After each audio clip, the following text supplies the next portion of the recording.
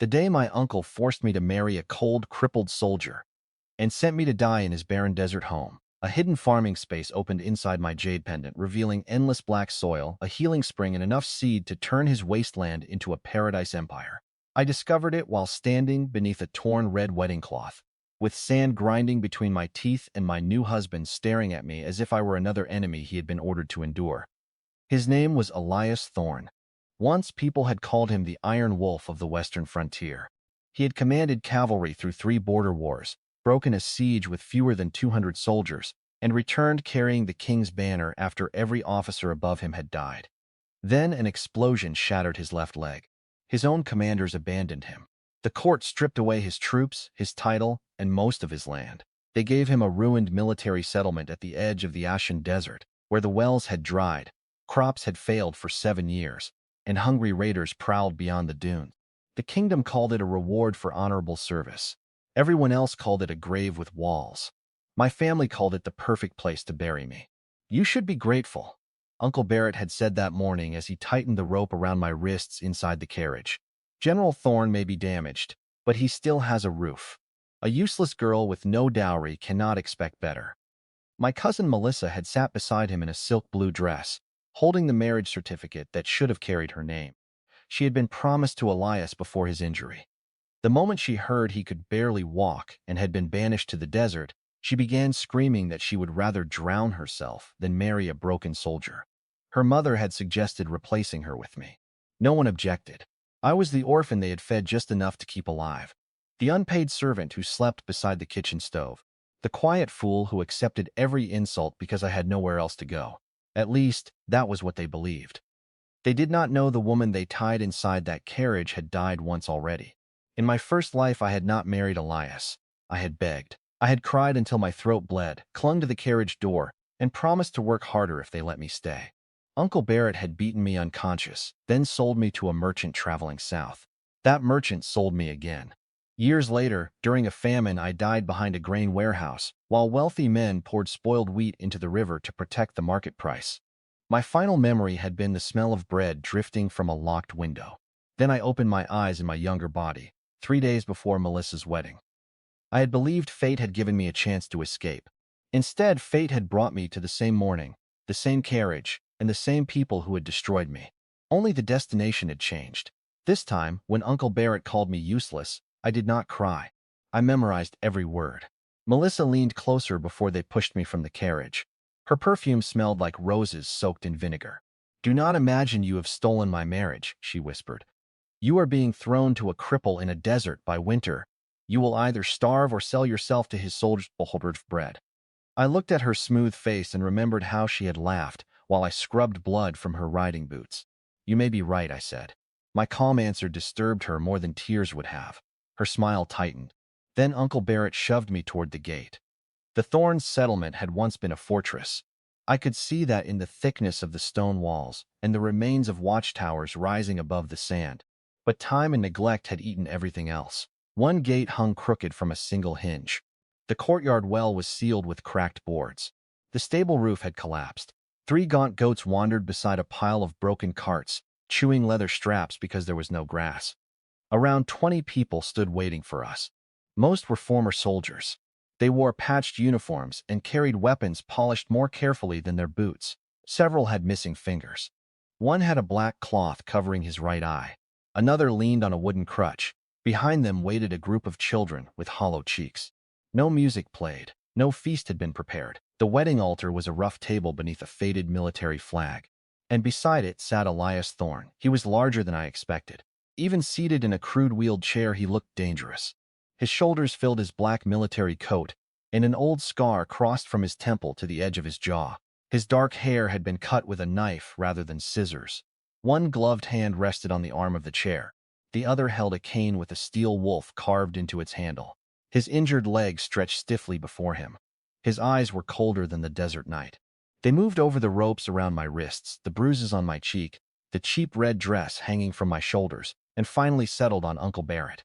"You delivered the wrong woman," Elias said. His voice was low and rough. No greeting.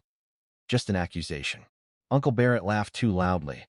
"A small change in family arrangements. Melissa became ill. This is my niece, Clara Vale. She is healthier, quieter, and much better suited to frontier life. Melissa stood behind him with her veil lowered, pretending to cough. Elias looked at her once. She immediately stepped farther from his chair. I was promised a willing bride, he said. Uncle Barrett's smile thinned. You were promised a bride. The document does not name which daughter of the household. I am not your daughter, I said. The courtyard went silent. Uncle Barrett turned so quickly that his coat snapped in the wind. You will hold your tongue. Elias's gaze returned to the rope around my wrists. Unto her. No need, Uncle Barrett said. She can be stubborn. The steel wolf struck the stone floor. Elias had moved only his wrist, but the crack echoed across the courtyard like a pistol shot. I said, untie her. A one-eyed soldier stepped forward. Uncle Barrett raised both hands. There is no reason for hostility now. The soldier drew a knife. He cut the rope without waiting for permission. Blood returned to my fingers in burning waves. I rubbed my wrists while Uncle Barrett removed the marriage certificate from his coat. Sign it, he ordered. A pen was placed on the table. I looked at the document. In my first life, I would have seen a death sentence. Now I saw stone walls, abandoned land, armed men, and distance from the family that had murdered me. I also saw Elias watching me. He expected fear, perhaps disgust, perhaps the same expression Melissa had worn when she heard about his ruined leg. I picked up the pen. Before I sign, I have one condition. Uncle Barrett's face turned purple. You are in no position to demand anything. I was speaking to General Thorne. A few of the soldiers straightened. Elias's expression did not change. Speak. Once I sign, the Vale family has no claim over me, my labor, my possessions, or anything I create. They cannot demand payment, visit without invitation, or use this marriage to request military protection. Uncle Barrett slammed his palm against the table. You own nothing. Then you lose nothing by agreeing. Melissa gave a small laugh behind her veil. She thinks she will create something in this sand. I looked at her.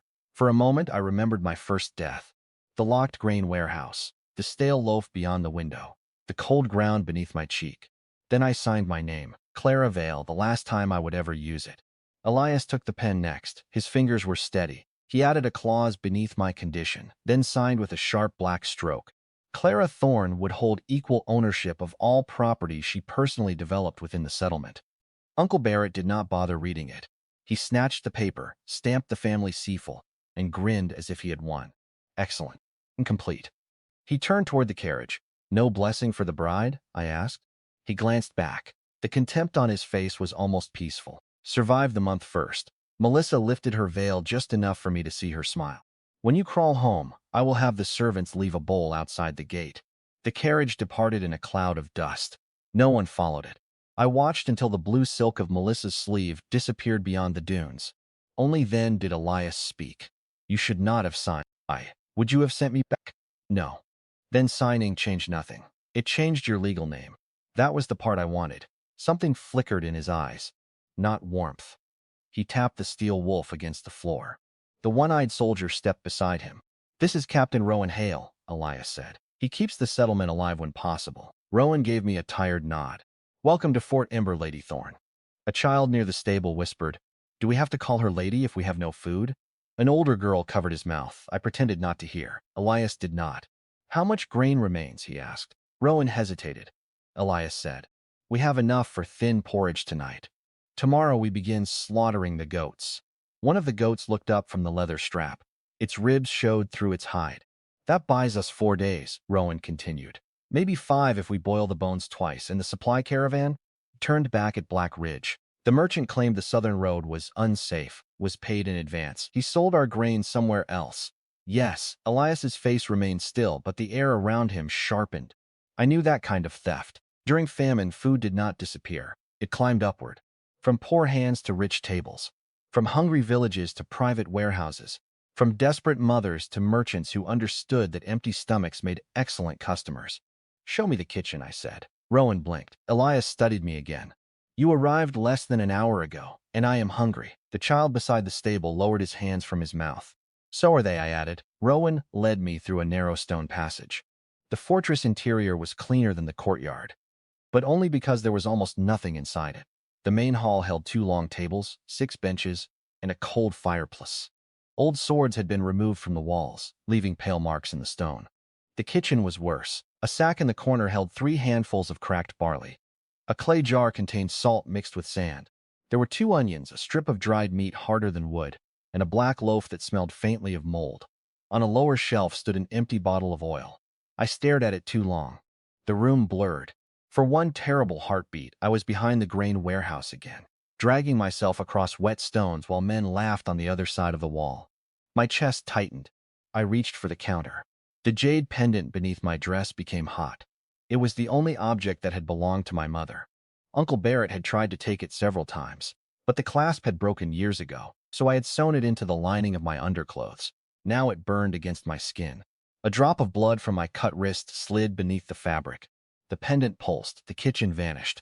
I stood beneath a sky without a sun. Black soil stretched before me farther than I could see, divided into perfect fields by clear streams. To my left stood a wooden farmhouse with an open door. To my right, trees heavy with fruit formed an orchard that continued into silver mist. Warm wind touched my face. I smelled wet earth. Rich, living, fertile soil. At the center of the nearest field, a stone spring bubbled from the ground. Water spilled over its edge into a narrow channel, clear enough to reveal white pebbles below. Beyond it stood a warehouse. Its doors opened by themselves. Inside were shelves. Thousands of them. Some empty, some holding tools wrapped in oiled cloth. Hoes, saxes, saws, iron plows, seed barrels, glass jars, cooking pots, grain mills, wooden pipes, metal fittings. At the nearest table rested 10 cloth bags. I opened the first, wheat. The kernels were plump, golden, and clean. The second held rice. The third held corn. Then potatoes, beans, tomatoes, cabbage, carrots, onions, medicinal herbs, and several seeds I could not identify. Words appeared in the air before me. The eternal farming domain had recognized its owner. Time within cultivated soil flowed faster than time outside. Crops planted in the black earth would mature in one day. Water from the spirit spring could heal illness, strengthen the body, and restore exhausted land. Living creatures could enter with the owner's permission. Stored objects would not decay. The domain would expand as barren land was restored. I read the final line twice. The domain would expand as barren land was restored. My heartbeat became painfully loud. I had been sent to the driest settlement in the kingdom. The people outside were preparing to boil goat bones. Under my feet lay enough fertile land to feed an army. I dropped to my knees beside the spring. The water was cold against my fingers. I drank.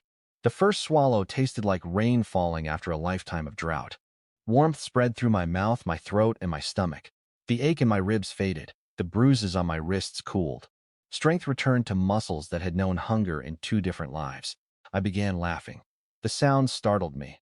In my first life, I had died for a mouthful of grain. Now grain poured through my fingers. Not stolen grain. Not borrowed grain. Mine. I carried a bag of wheat toward the nearest field and stopped. Planting it would create more tomorrow. But the children outside were hungry tonight. I focused on the kitchen. The space folded. I stood beside the empty oil bottle again, holding a sack that had not existed moments before. Rowan shouted and drew his sword. The blade stopped near my throat. Neither of us moved. He stared at the wheat, then at the corner where I had been standing, then back at the wheat. "What did you do?" I found dinner. He did not lower the sword. The kitchen door opened behind him. Elias sat beyond the threshold, his chair pushed by the older girl from the courtyard. His eyes moved to the sack in my arms. "That kitchen has one entrance," he said. "Yes, there are no hidden rooms, not in the kitchen." Rowan tightened his grip. "General, she may be a sorcerer. If she were sent to kill me, she would not begin by producing wheat. That depends on the wheat." I opened the sack. Golden kernels shone beneath the window light. Rowan picked up a handful, smelled it, and bit one between his teeth. His suspicious expression cracked. "This is grinded," I said. "Boil water. Bring the onions and the dried meat." The older girl whispered, "Is it really food?" I crouched so I could see her clearly. "What is your name?" "Nora." "How many children are here, Nora?" 11. "How many adults?" 23, counting the general and Captain Hale. "Tell everyone to wash their hands." She did not move now, I said. She ran. Rowan still held the wheat as if it were gold. "In the desert," he murmured. "It is." We worked until sunset. The settlement had a small hand mill in the storage room. 2 soldiers carried it into the kitchen and ground the wheat, while Rowan chopped the dried meat into pieces, so small they nearly vanished. I sliced the onions, mixed mat flour with water, and rolled rough noodles across the table. The spring water changed everything. The old meat softened in the pot. The onion's sharpness became sweet. The broth thickened with wheat and carried a warmth that reached beyond hunger.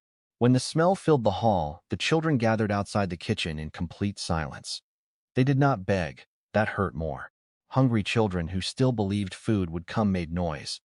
These children had learned not to waste strength, asking. I filled the first bowl and placed it before the smallest boy, the one who had spoken beside the stable. He looked at nodded. The boy seized the spoon. Nora caught his wrist before he could eat. Slowly, she warned, "You will make yourself sick." His eyes filled with tears. I served everyone. The soldiers waited until the children had bowls. The injured waited until the soldiers had theirs. Rowan refused his portion until Elias took the first spoonful. Elias tasted the broth. For a moment, his cold expression changed. Not much. Just enough for me to understand that he had been hungry longer than anyone knew. "Where did the grain come from?" he asked. "From land that belongs to me. There is no wheat field within 600 miles. There is now." Rowan stopped eating. 34 faces turned toward me. I had a choice. I could hide the domain completely, sneak food into the kitchen each night, and invent increasingly foolish explanations. That might protect me for a week. It would not build what I wanted. And I no longer wanted to survive quietly. I had spent one life hiding my hunger, my anger, and my intelligence so other people would not feel threatened. It had earned me a grave behind a warehouse. I set down my spoon. "Left me contains a hidden farming domain," I said. "It has fertile soil, clean water, seed, tools, and storage that preserves anything placed inside." No one spoke. Rowan looked toward Elias. "It is not," Elias replied. "The soil grows crops faster than ordinary land," I continued. "The spring water can heal sickness and improve barren ground. The domain becomes larger when I restore dead land outside it." Elias's gaze sharpened.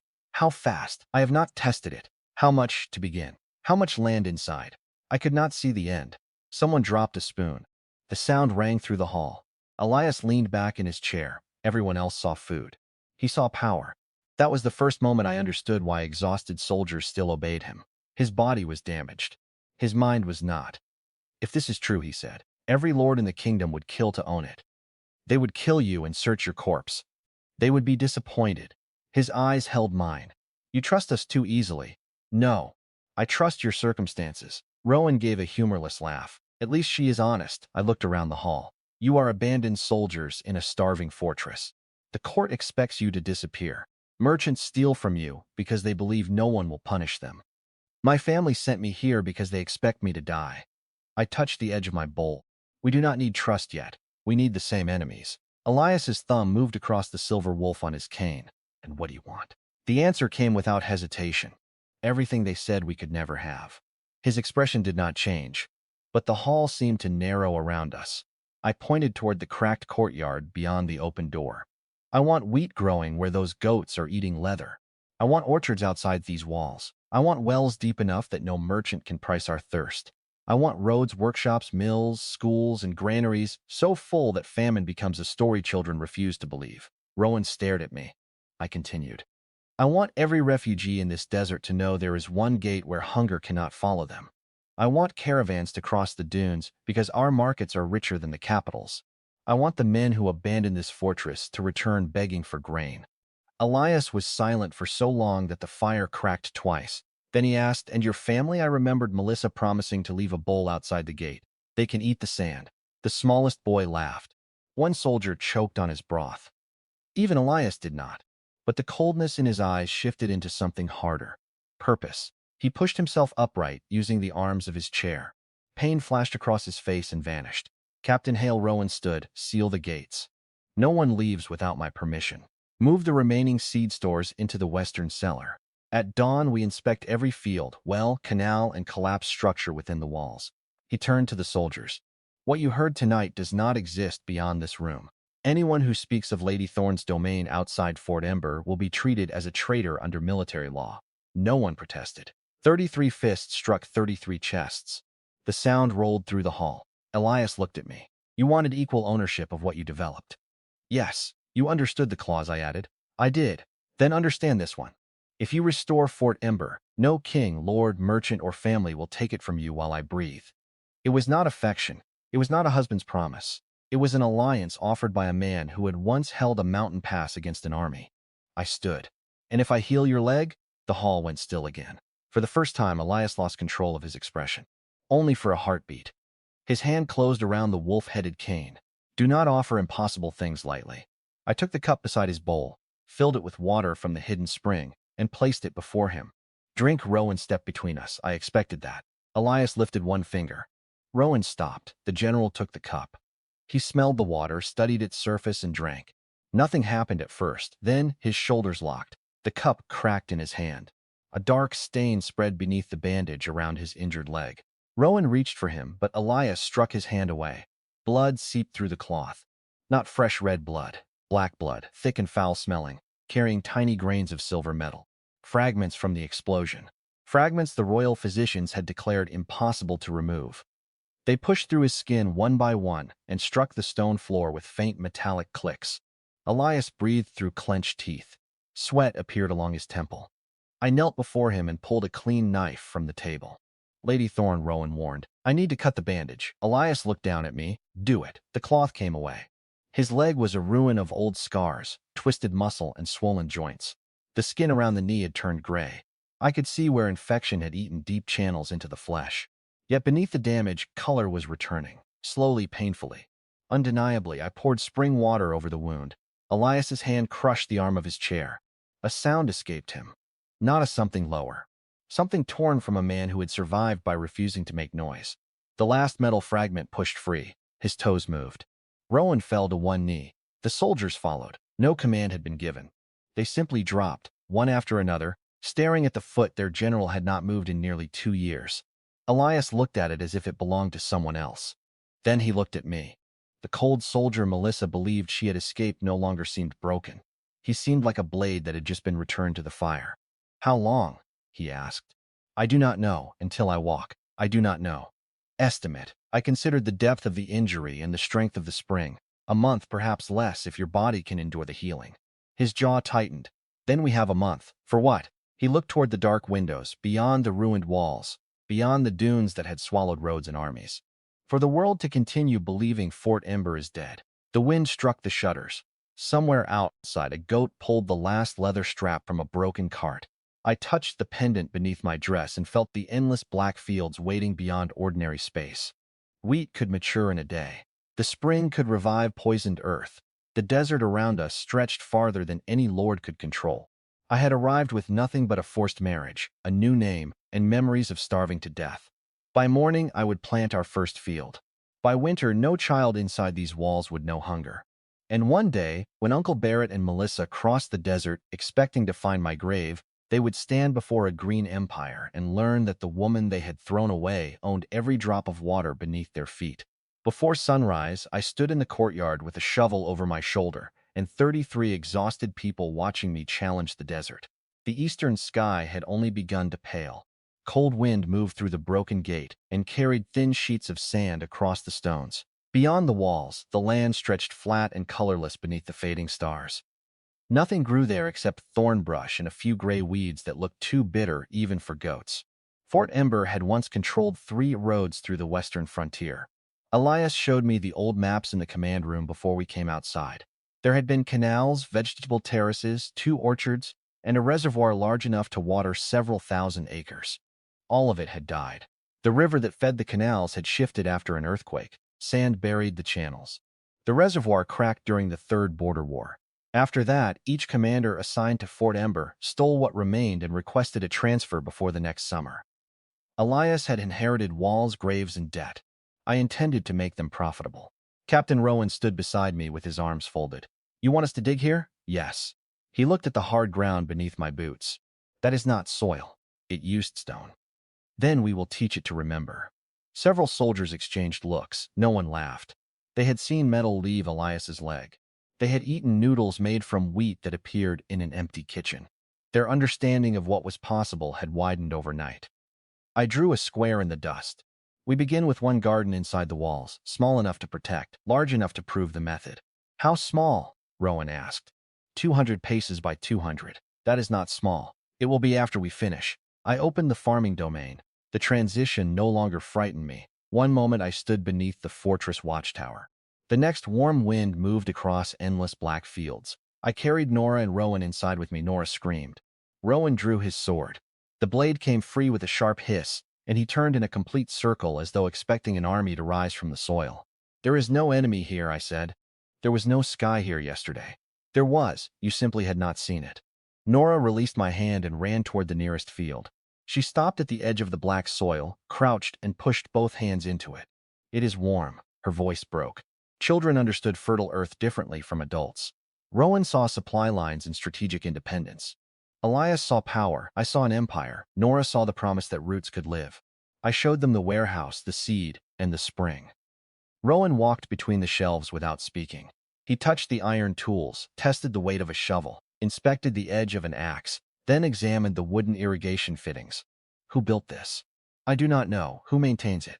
"It maintains itself." He looked toward the mist beyond the orchard. "I have not explored it." His expression hardened. "You entered an unknown world alone and drank from an unknown spring."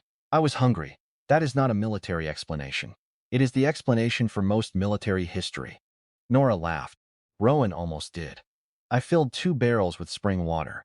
They became weightless when I touched them and focused on the courtyard outside." The farming domain obeyed intention more readily than force. Objects I claimed could move with me if I pictured the destination clearly. We returned to Fort Ember. The barrels appeared beside the square I had marked. A soldier named Moss removed his glove and touched the water. The cuts on his knuckles closed. After that, no one questioned the work. We broke the ground with iron picks from the domain. At first, the courtyard resisted every strike. Salt crust shattered beneath our boots. Beneath it lay clay baked nearly as hard as brick. The older soldiers tired quickly, but none stopped. Elias watched from the shade of the command tower. He had refused my suggestion that he rest. His leg remained wrapped in clean cloth. He kept it elevated on a wooden support and drank a measured cup of spring water each hour. By mid-morning, the swelling around his knee had decreased enough for him to bend it slightly. He did not celebrate. He counted the workers, corrected the digging lines, and reorganized the labor into shifts. "Do not destroy your hands proving loyalty," he told a soldier who had opened a blister. "A wounded worker is another mouth without a shovel." The man wrapped his palm and returned to the line. Cold, I thought, but not cruel. There was a difference. By noon, we had removed the worst layer of salt and stone. I mixed the remaining clay with black soil from the domain. Moving enough to fill the entire garden would have exhausted me, so we used a thinner layer and soaked it with diluted spring water. The change began before our eyes. The pale clay darkened. Hard lumps softened beneath the hose. The smell reached us next, wet earth. Moss lowered his shovel and stared at the ground. "I remember that smell," he whispered. Another soldier turned away to hide his face. Many of them had been farmers before the wars. They had joined the army for regular meals, land grants, or the hope of returning home with enough money to repair a roof. The frontier had taken their limbs, their friends, and their youth. Then the kingdom had sent them to die where nothing grew. I pressed wheat seeds into the first row. Nora planted beans beside me. The children moved along the furrows, each carrying a small cloth pouch. They treated every seed as if it were a coin. At the center of the square, we planted 1 apple sapling from the domain orchard. It was no taller than my shoulder. I poured spring water around its roots. The leaves trembled. A new branch formed before sunset. No one spoke. The men simply watched green wood stretch toward the sky. That evening, I returned to the farming domain and planted wheat across the nearest field. The work should have taken days.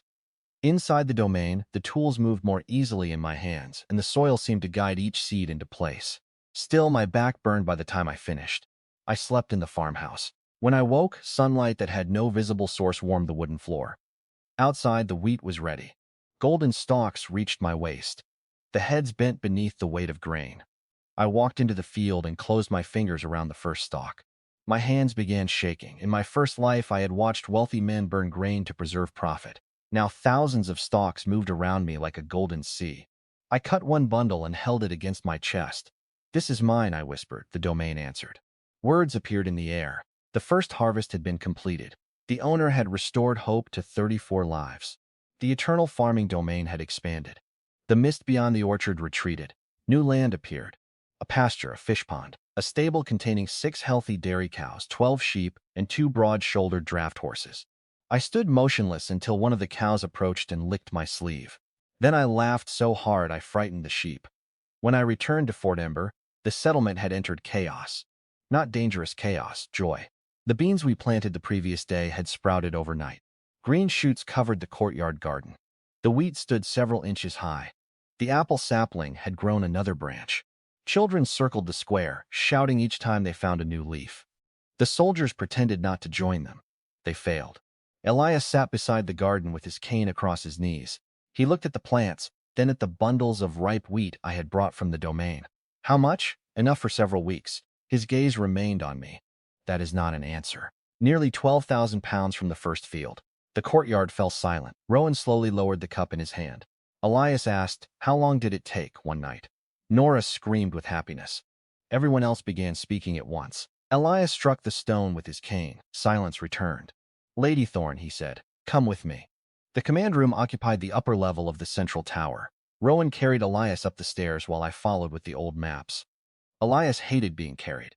I saw it in the rigid line of his jaw. He accepted it because his pride did not matter more than the settlement. That earned more respect from me than false strength would have. He spread the map across the table.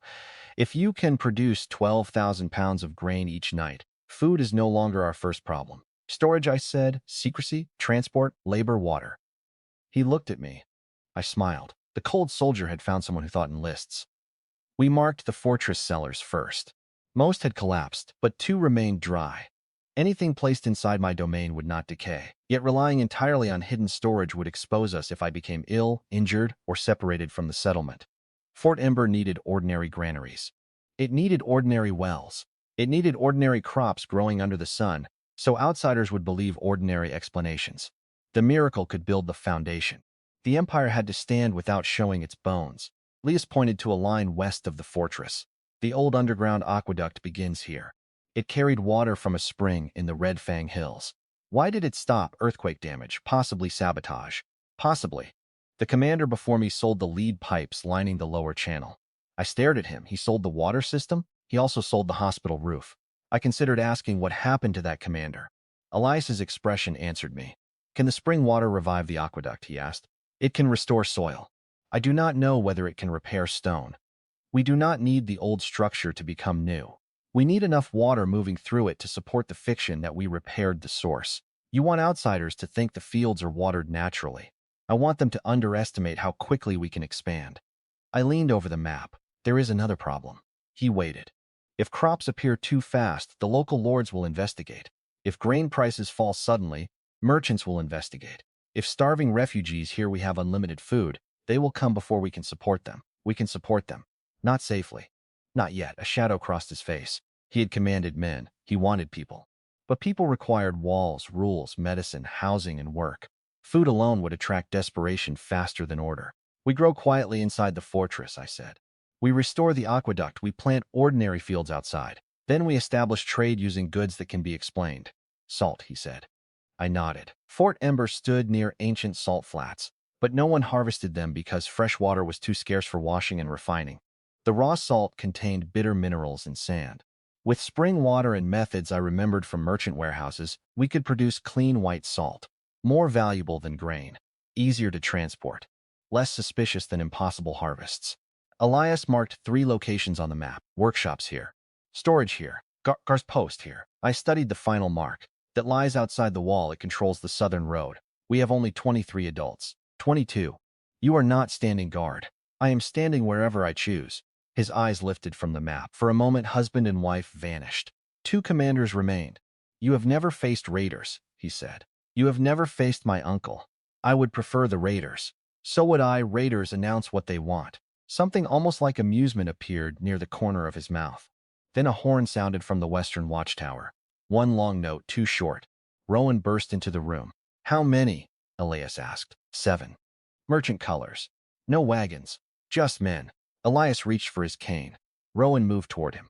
I can stand, Elias said. You can barely bend your knee. I did not ask whether you believed me. He pushed himself from the chair. His injured leg trembled violently. His face turned pale, but he remained upright for a full breath. Then, too, the cane struck the floor. I moved beside him without touching him. He took one step. Pain tightened every muscle in his face. He took another. By the third, sweat ran down his neck. Rowan looked as if he wanted to throw the general over his shoulder. Elias reached the window on his own. Outside, 7 riders crossed the sand toward the gate. Their leader wore a red scarf and a merchant guild badge. The others carried curved swords openly. Not traders, collectors. They came to confirm we are starving, Elias said. Why? Because starving settlements sell cheaply. The riders stopped beyond bow range. Their leader raised a speaking horn. Fort Ember. I bring a message from Master Corvin Bale of the Western Provision Company. Elias's hand tightened around his cane. I recognized the name. Corvin Bale owned grain warehouses across the frontier. In my first life, he had been one of the men who poured spoiled wheat into the river during the famine. Older then, fatter, but the same man. The memory struck so hard that the room disappeared. Rain against warehouse stones, a locked door, bread smell beyond the window. Laughter. I had not known Corvin's company operated this far west. Fate had not merely given me land. It had delivered one of my murderers to my gate.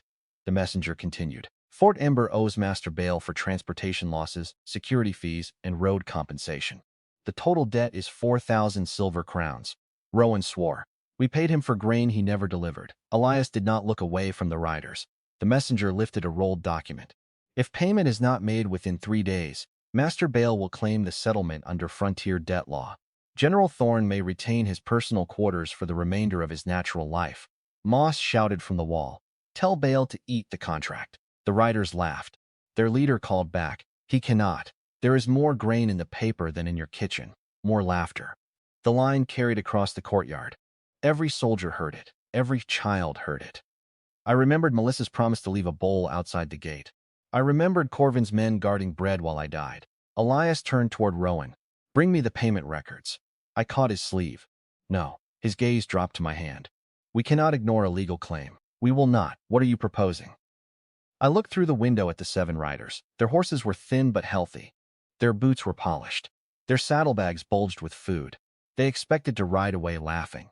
I knew exactly what I wanted them to carry back. Rowan stared at me. Lady Thorne, those men are armed. So are we. They may be scouts. They are scouts. Elias watched my face. What do you intend to show them? Nothing important. That usually means something expensive. The first harvest belongs to us. The second can buy a message. He understood before Rowan did. The general's eyes went still. What message? I opened the farming domain and returned with a loaf of fresh white bread, a wheel of yellow cheese, a smoked ham, 3 red apples, and a glass bottle filled with clear spring water.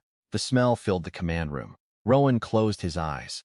That is cruel, he said. Yes. Elias looked through the window again. Bring them in. The gates opened. The 7 riders entered slowly, hands near their swords. Their leader introduced himself as Vance Morrell. He had a narrow face, a trimmed beard, and the relaxed arrogance of a man protected by someone richer. His eyes moved over the broken courtyard. Then he saw the garden, green wheat, bean vines, a young apple tree. His horse stopped without command.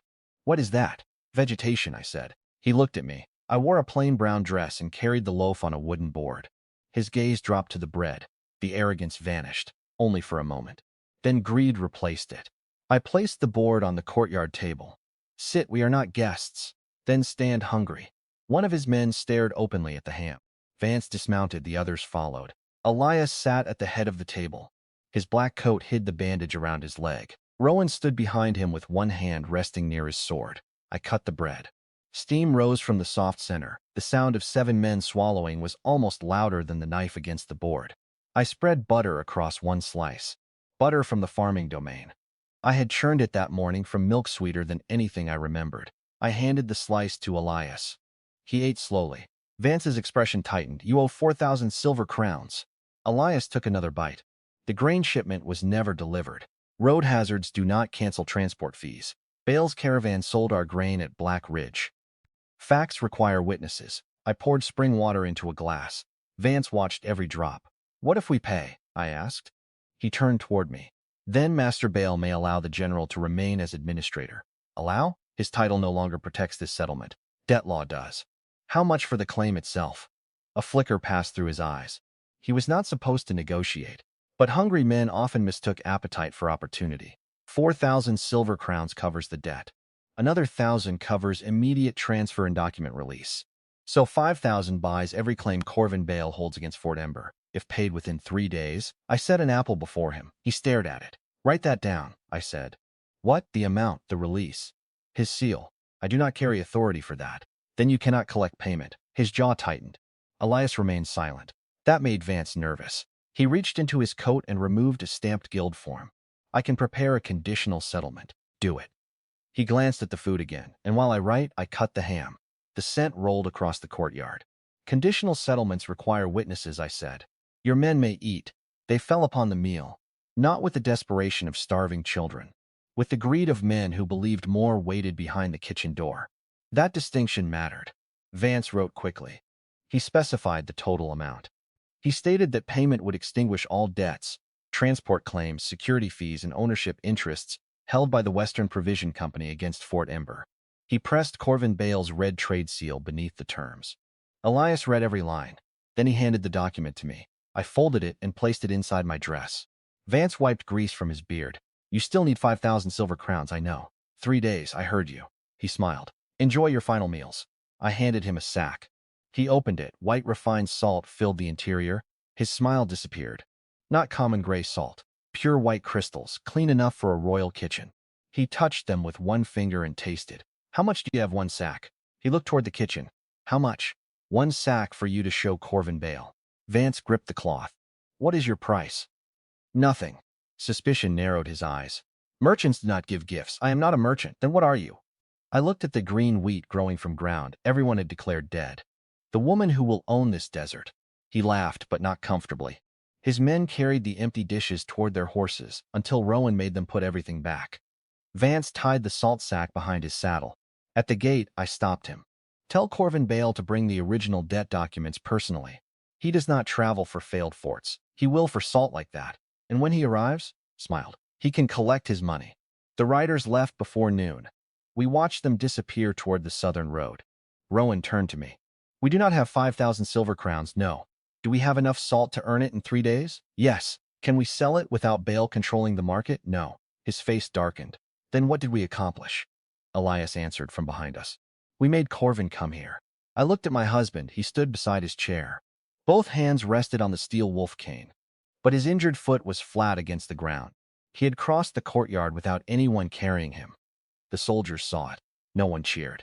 Their silence held something deeper. Faith. Elias looked toward the road where Vance had vanished.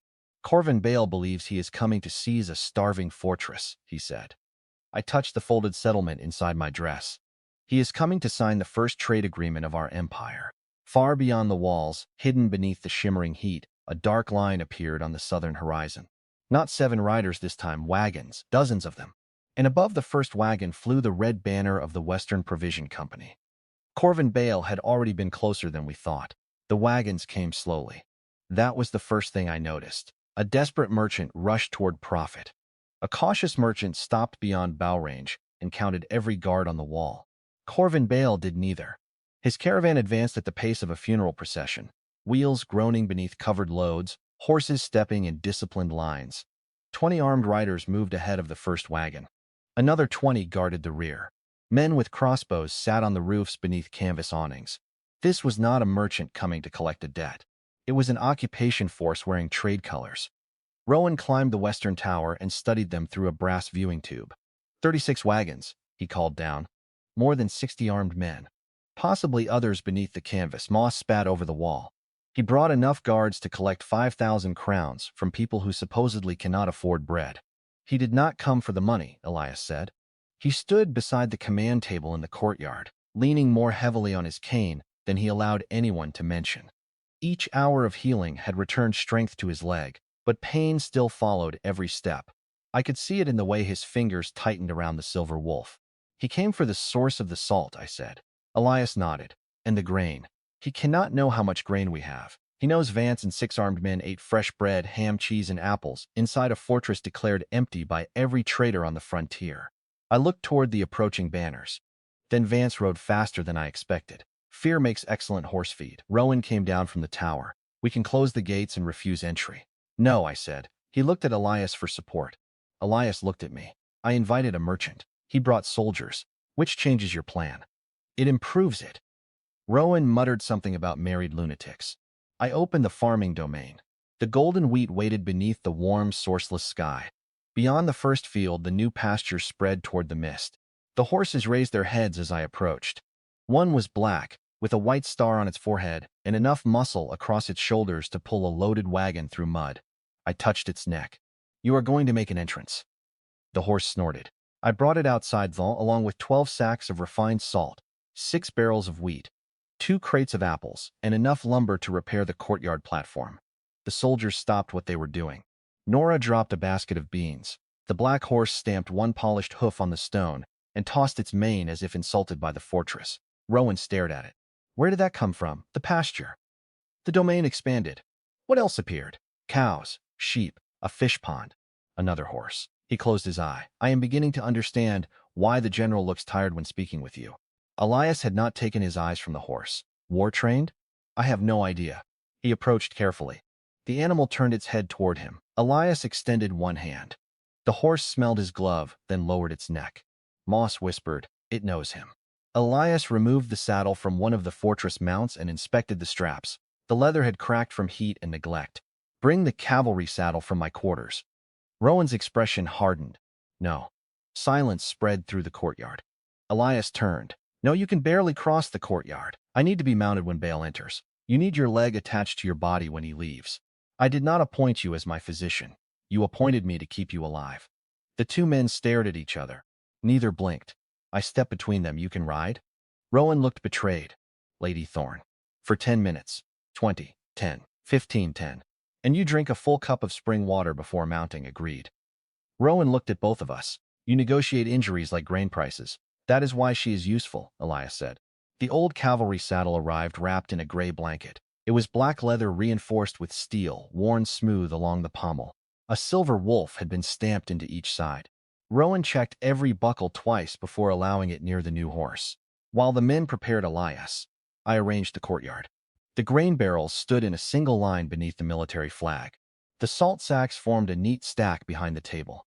The apples went into polished wooden crates where their red skins caught the sunlight. I did not display everything. A rich room impressed poor men. A controlled glimpse frightened experienced merchants. I ordered the kitchen fires lit. Butter melted. Meat roasted. The smell drifted through the broken gate. By the time Corvin Bale's first riders stopped outside, Fort Ember no longer smelled like death. It smelled like lunch. Vance Morrell rode at the head of the caravan. He avoided my eyes. Behind him came a broad man on a chestnut stallion. Corvin Bale had grown heavier since the last time I saw him.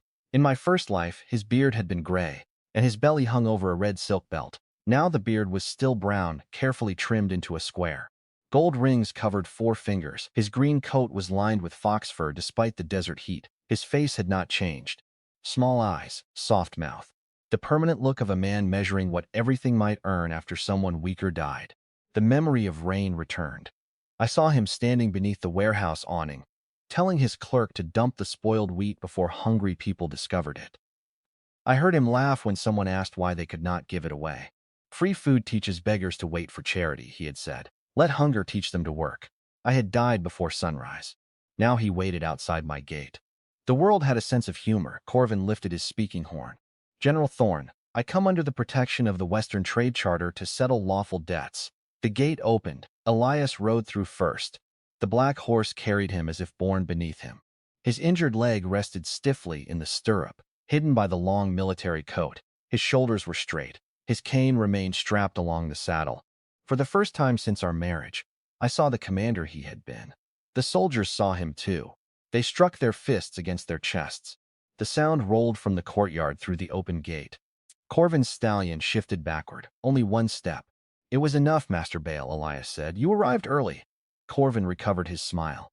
When rare opportunities appear, wise men do not sleep late. His eyes moved past Elias toward the grain, salt, and fruit. Greed brightened them. Then he saw me. You must be the new wife. Clara Thorne. Barrett Vale's orphan. General Thorne's equal owner. His smile thinned. I was told the general married a replacement. I was told you were a merchant. Vance looked toward the sand. Corvin chuckled. Good. Sharp wives keep crippled men from signing foolish contracts. Every soldier on the wall went still. Elias did not react. That made Corvin bolder. He dismounted and handed his reins to a guard. I have the original debt documents. 4,000 silver crowns, plus 1,000 for final release. Pay today and I may overlook the insults made by your men. You may enter with 6 witnesses, Elias said. The rest remain outside. Corvin glanced toward his armed riders. I travel with valuable goods. So do we. His eyes returned to the salt. He chose Vance, 2 clerks, and 3 guards. The remaining men spread along the road, pretending not to study the height of the walls. The gates closed behind Corvin. For the first time, uncertainty touched his face, only briefly. Then the smell of roasted meat reached him. His stomach made the smallest sound. I heard it. So did Elias. We seated Corvin at the courtyard table. No food was placed before him. That was deliberate. Elias drank spring water from a clear glass. I sliced an apple and ate one piece at a time. Rowan stood behind us. Moss and two other soldiers guarded the grain. Corvin laid a leather case on the table. Inside were contracts, account ledgers, stamped notices, and transfer claims. He arranged them carefully. Fort Ember purchased 6 wagon loads of wheat, 2 of barley, and 1 of preserved meat from my company. None arrived, Elias said. It sold the cargo at Black Ridge. Rumors. I have witness statements. Corvin looked amused. From whom? Your drivers. His smile weakened. Elias had sent riders after the stolen caravan weeks before my arrival. 2 drivers had been arrested in a border tavern and questioned. Their statements had not been enough to challenge the merchant guild. But Corvin did not know how much evidence existed. He changed direction. Regardless of delivery, the transport fee remained due. Additional guards were hired. Animals were lost. Your company profited. Profit is not a crime. No, I said. Fraud is. He turned toward me. Lady Thorne, desert marriage may feel exciting now, but trade law is not embroidery. Allow men who understand it to speak. I placed another apple slice in my mouth. He had spoken almost the same way to a woman begging outside the grain warehouse. Women do not understand supply. Hunger does not make them economists. I swallowed. You are right. His eyebrows lifted. I do not understand your trade law. Then silence would become you. I understand contracts.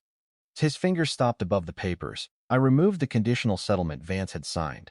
Corvin looked at the red seal, then at Vance. Vance's face lost all color.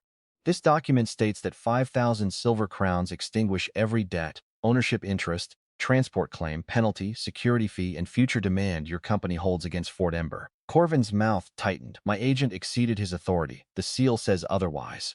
A field messenger cannot dispose of company assets. Then he forged your seal. Vance inhaled sharply. Corvin looked at him. The look lasted less than a second. It was enough for Vance to understand that one of them would be sacrificed. He stepped toward the table. Master Bale, you authorized me to negotiate settlements below 10,000 crowns. Not this one. You told me to secure the fort before another creditor arrived. Corvin's face became smooth. Vance is tired from travel. 2 of Corvin's guards moved behind him. Vance noticed. He took one step toward Rowan instead. Smart man, I unfolded another paper. Your company charter is registered with the Frontier Court. Clause 14 grants stamped agents authority to settle claims beneath 10,000 silver crowns without further approval. Corvin's eyes hardened. Where did you obtain my charter? Public records. That was not entirely true. Elias had kept copies of every guild charter operating near the frontier. A commander who could not trust his suppliers learned the structure of their power, I continued. The document is valid. Validity matters only if payment occurs. I smiled, of course. I reached beneath the table and placed a small leather pouch before him. The sound of metal against wood brought every eye toward it. Corvin opened the pouch. Silver crowns filled it. He counted quickly. 100. Requires full payment. You will receive it after inspection. Inspection of what? The original documents. He laughed. You cannot inspect a debt. I can inspect the ink. His laughter stopped. I took one contract and held it toward the sunlight. The parchment bore Elias's signature. At least it appeared to. The angle was correct. The long stroke beneath Thorne matched the other documents. But the ink around the amount was darker. The number had been changed. The original order had been for 800 silver crowns. Someone added a second digit and adjusted the written amount. A skilled forgery. Not skilled enough. I had spent years copying account records for Uncle Barrett. He believed an orphan's hand was cheaper than a clerk's. I learned how ink aged, how wax cracked, and how men altered numbers without replacing entire pages. This line was added later, I said. Corvin leaned back. An accusation from a farmer's daughter. An observation from the woman holding the contract. I passed it to Rowan. He examined the ink, then to Elias. The written amount names 800 crowns, Elias said. The numerical line was altered to 1800 before the digits were converted into the ledger. Corvin spread his hands. Clerical error. Across 7 documents? I asked. I placed the others beside it. Different ink. Changed fees. Duplicated guard expenses. Charges for horses that appeared in 2 separate caravans on the same date. Corvin's clerks stared at the table. One began turned toward him. What is your name? The clerk swallowed. Peter Dole. Did you prepare these accounts? Peter looked at Corvin. Corvin did not look back. That frightened him more. I copied the final ledger. From whose instructions I do not remember. Elias took a drink. Captain Hale. Rowan drew his sword. Peter remembered immediately. Master Corvin's chief accountant. Name: Silas Kemp. Corvin struck the table. This performance changes nothing. You owe 5,000 crowns under the settlement your own lady presented. Pay, or I claim the fortress. I leaned back.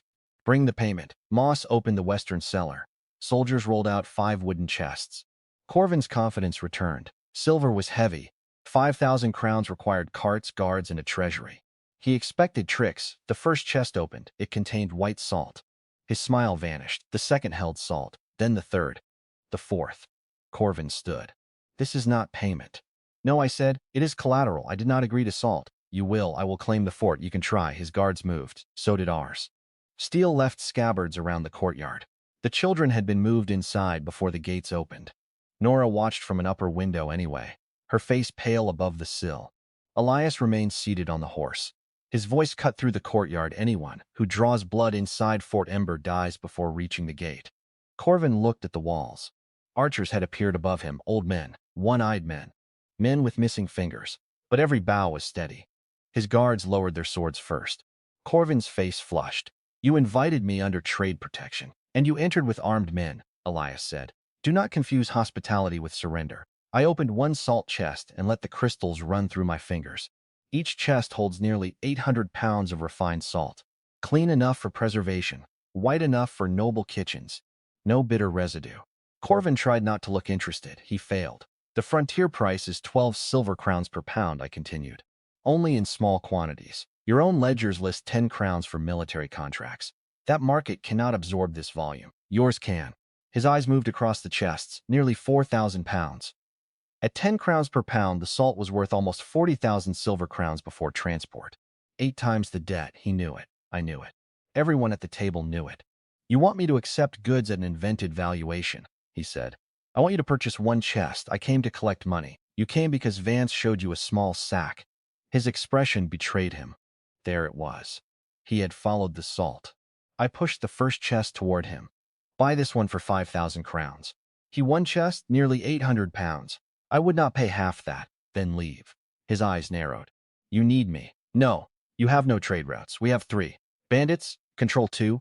Your guards cross them. You have no buyers. The army buys salt. The army buys from me until they see mine. The silence became sharp. Corvin's greatest strength was not grain, wagons, or guards. It was his position between producers and buyers.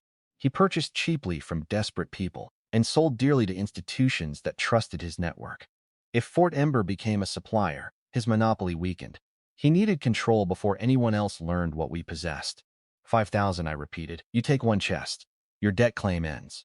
You leave the original documents. We sign a receipt witnessed by your clerks and our officers. And the remaining chests? Not for sale today. Greed fought caution across his face. He wanted all of it. That was why I offered one. Scarcity sharpened appetite. 3,000, he said. 4,500. And I receive first purchase rights for all future salt. No. Then 4,000. 5, he leaned close. You are new to this world, Lady Thorne. Men who refuse reasonable terms often discover the road closed to them. I met his eyes. I died once because men like you closed a warehouse. He frowned. The words meant nothing to him. They meant everything to me. I continued. 5,000 crowns, no exclusive rights. No hidden fee, no claim on our land. You leave today with one chest and the privilege of telling every merchant west of the capital that Corvin Bale saw Fort Ember's salt first. His vanity joined his greed. That decided it. 5. His soft mouth twisted. Done. Peter Dole recorded the sale. The second clerk counted the silver from Corvin's travel treasury. He had brought more than 5,000 crowns, proof that he expected to purchase something before he entered. The coins filled our chests. Real silver, clean payment. Corvin signed the release. Elias signed the receipt. Vance signed as the agent whose conditional agreement had established the terms. Then I made Corvin stamp every original debt document as settled. He pressed the red seal harder each time. When the last page was complete, I gathered the papers and fed them into a brazier. Flames consumed the altered numbers. Black ash lifted above the courtyard. Elias watched Corvin's face. You came to claim my fortress. Corvin forced a smile. I came to resolve a commercial disagreement. You resolved it for today. There was the threat. Quiet, polite. Certain I expected it. I placed one apple in his hand. For the road. His fingers closed around it. You think a garden and a few chests of salt make you powerful? No. What then? I looked toward the broken walls, the cracked towers, and the green field growing where soldiers had expected graves. Knowing what hungry men will do for the second chest, his face changed. He understood. Every guard outside had smelled our bread. Every clerk had seen our grain. Every rider would carry the story to a tavern, a barracks, a market, or a rival warehouse. Corvin could not hide Fort Ember now. He could only race to control it. He mounted his horse. Vance moved toward the gate. Corvin stopped him. "You remain." Vance froze. "You signed the agreement without consulting me," Corvin said. "You can work for the people who benefited from your talent." It sounded like dismissal. It was a death sentence delayed until Corvin left the walls. Vance knew it. He looked at me. I looked at Elias. Elias gave one small nod. "Captain Hale," I said, "Master Morel is under Fort Ember's protection until we decide whether to employ him." Corvin's eyes narrowed. "You collect strays, only useful ones." Vance stepped behind Rowan. Corvin rode out with one chest of salt, 6 fewer documents, and far less pride than he had carried inside. The gates closed. His caravan turned south. We watched until the final wagon disappeared. Then Rowan released a breath. "You sold him salt worth nearly 8 times the debt for the price of the debt." "Yes." Moss looked confused. "That sounds bad when he says it." "It was necessary," Elias said. I nodded. "We did not sell salt. We purchased clean ownership of Fort Ember. We exposed his forged accounts. We split Vance from him. We placed our product inside his network, and we made him believe he won." Vance stood near the wall, still pale. "He does not believe he won." "No," I said. "He believes he can return and win later. That is worse. It is useful." He stared at me. "What do you want from me?" "The truth. About Bale?" "Everything." His eyes moved to the closed gate. "He owns half the frontier merchants. How debt, exclusive transport contracts, bribed inspectors. He lends seed in spring and collects land after poor harvests. He pays raiders to attack independent caravans, then sells protection on the same roads." Rowan's jaw tightened. "Names, most. Warehouses. All of them." I smiled. Vance looked more frightened than before. Elias dismounted. His injured leg buckled when it touched the ground. Rowan caught his arm. For once, Elias allowed it. He had remained mounted longer than 10 minutes. Much longer. Blood darkened the cloth beneath his knee. I went to him immediately. "You tore the healing tissue. I needed Bale to see me on a horse. You needed to obey the agreement. I said I would ride for 10 minutes. You rode for nearly an hour. The negotiation took longer than expected." I stared at him. He looked back with the calm of a man who believed technical accuracy could protect him from murder. "Inside," I said. "Clara now." The soldiers discovered urgent work elsewhere. Even Rowan released Elias's arm and stepped away. My husband lowered his voice. "You are commanding me in front of my men. You are bleeding in front of your men. That is different. It is stupider." His eyes became cold. Mine did not move. Then Nora shouted from the garden.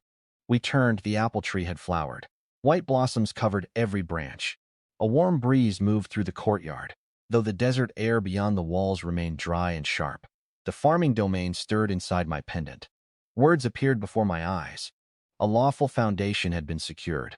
The first hostile claim against the restored land had fallen. The eternal farming domain had expanded. The ground trembled, not violently, deeply. A sound moved beneath the fortress like distant thunder. The boards covering the old well jumped. One split down the center. Water struck the underside. Moss tore the boards away. A clear stream surged upward from the stone shaft and spilled across the courtyard. Children screamed. Soldiers ran.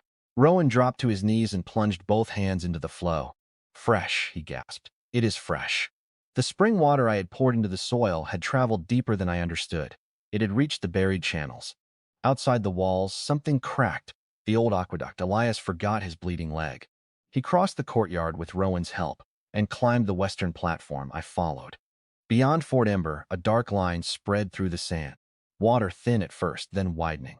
It moved along the path of the ancient canal, pushing dust before it, filling channels abandoned for 7 years. Men shouted from the watchtower. Birds rose from distant rocks. The desert itself seemed to inhale. Green shoots appeared along the wet banks, not crops. Wild grass. Life that had waited beneath the ground for one impossible chance. Elias stood beside me, pale from pain and brighter than I had ever seen him. "You restored the aqueduct." "I think the domain did." "How far does it run?" I looked toward the Red Fang Hills. A silver thread now connected the fortress to the western horizon, far enough to be seen. His expression hardened. The miracle that saved us had also announced us. Smoke rose beyond the southern dunes, not Corvin's caravan. Another signal, then a second, then a third. Rowan lifted the viewing tube. His face changed. Elias asked. Riders on the eastern ridge. How many? Moss gripped his bow. Bale's men? Vance shook his head before Rowan answered. No. Bale does not use black banners. The riders descended from the ridge in a long, dark line. At their head flew a torn standard marked with a white skull. The Dune Jackals, the largest raider clan on the western frontier. For 7 years, they had ignored Fort Ember because a dead fortress held nothing worth stealing. Now water glittered outside our walls. The raiders turned toward it as one body. Elias watched them come. His voice became the voice of the Iron Wolf. Close the gates, arm every tower, move the children underground. I touched the pendant beneath my dress. 200 riders, 22 soldiers, one half-healed general. And beneath an endless sky, more black soil than I had yet learned how to command. The first merchant had come for our land. The first army had come for our water. Fort Ember's paradise had been alive for less than a day, and already the desert wanted to devour it. The Dune Jackals did not charge immediately. That frightened Rowan more than a reckless attack would have. 200 riders spread across the eastern ridge in disciplined groups, black banners snapping above them. Some carried bows, others held curved spears upright against the morning sky. Pack animals followed behind with ladders, coils of rope, and heavy wooden shields covered in wet hide. They had not wandered toward us because they smelled water. They had prepared to take a fortress. Their leader rode down alone. He stopped beside the new canal where clear water still cut through the sand. His horse lowered its head. The man jerked the reins so hard the bit drew blood from the animal's mouth. He wore layered leather armor stained dark with oil, and a white skull had been painted across the front of his helmet. A necklace of silver military badges hung against his chest, badges taken from dead soldiers. He raised one hand. The raiders behind him became silent. Fort Ember, he called. The desert has returned what you stole. Elias stood on the western platform with his cane planted beside his boot. His injured leg had been rebound, but blood still darkened the cloth beneath his coat. He had refused the chair. Rowan had stopped arguing after Elias ordered him to prepare the archers. What is your name? Elias called back. The raider laughed. You ask because you want something to carve on my grave? I ask because your men should know whom to blame when they die. A murmur passed along the wall. The raider removed his helmet. His hair was shaved on both sides and tied into a dark braid along the center of his skull. A scar had twisted his upper lip, exposing one tooth even when his mouth was closed. Kellen Voss. Rowan swore beneath his breath. I looked at him. You know him? Everyone on the frontier knows him. Kellen Voss had begun as a cavalry scout during the Second Border War. He deserted after murdering his commanding officer, then united several raider clans by killing their chiefs in single combat. The stories disagreed about how many villages he had burned. They agreed on what he did to wells. He poisoned those he could not control. The canal belongs to the Dune Jackals now, Kellen said. Open the gate, surrender the woman who restored it, and I will allow half your people to leave. Elias's voice remained flat. Which half? The half that can walk. Several of his riders laughed. Nora and the children were already in the lowest cellar beneath the command tower.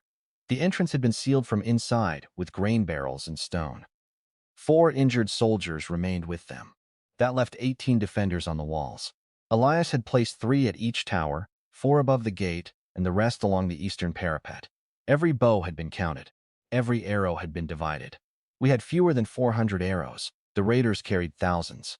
I stood beside Elias with my hands hidden beneath the edge of my cloak, the pendant pressed against my chest. Inside the farming domain waited food, tools, water, animals, and endless black earth. None of it could stop an arrow, at least not directly. Kellen pointed toward the canal. You have until the sun reaches the center of the sky, and then, Elias asked. We drink. You could drink now. The raider's twisted smile widened. That would suggest we came only for water. His eyes found me. Even at that distance, I felt the weight of his attention. Your wife is worth more than this fort, so he knew. The miracle had traveled faster than Corvin's wagons. Perhaps one of the riders had seen the aqueduct awaken. Perhaps smoke signals carried more than danger. Perhaps Corvin had sent word ahead to create pressure and return later to purchase the ruins. It did not matter. The secret was no longer secret enough. Elias stepped closer to the edge of the platform. You will not touch her. Kellen tilted his head. A cripple threatens me. Elias removed the steel wolf cane from beneath his hand.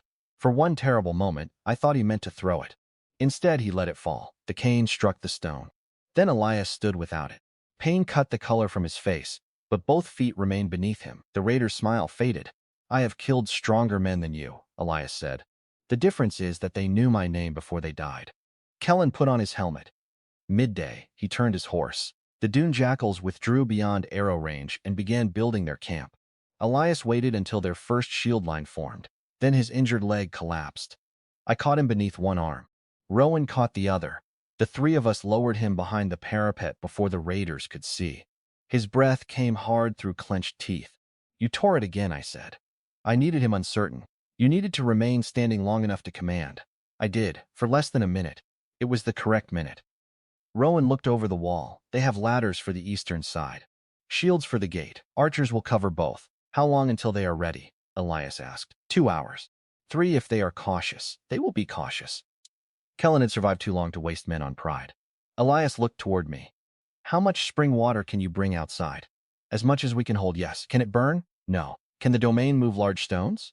If I claim them and picture the destination clearly. How large? I do not know. Find out. We returned to the courtyard.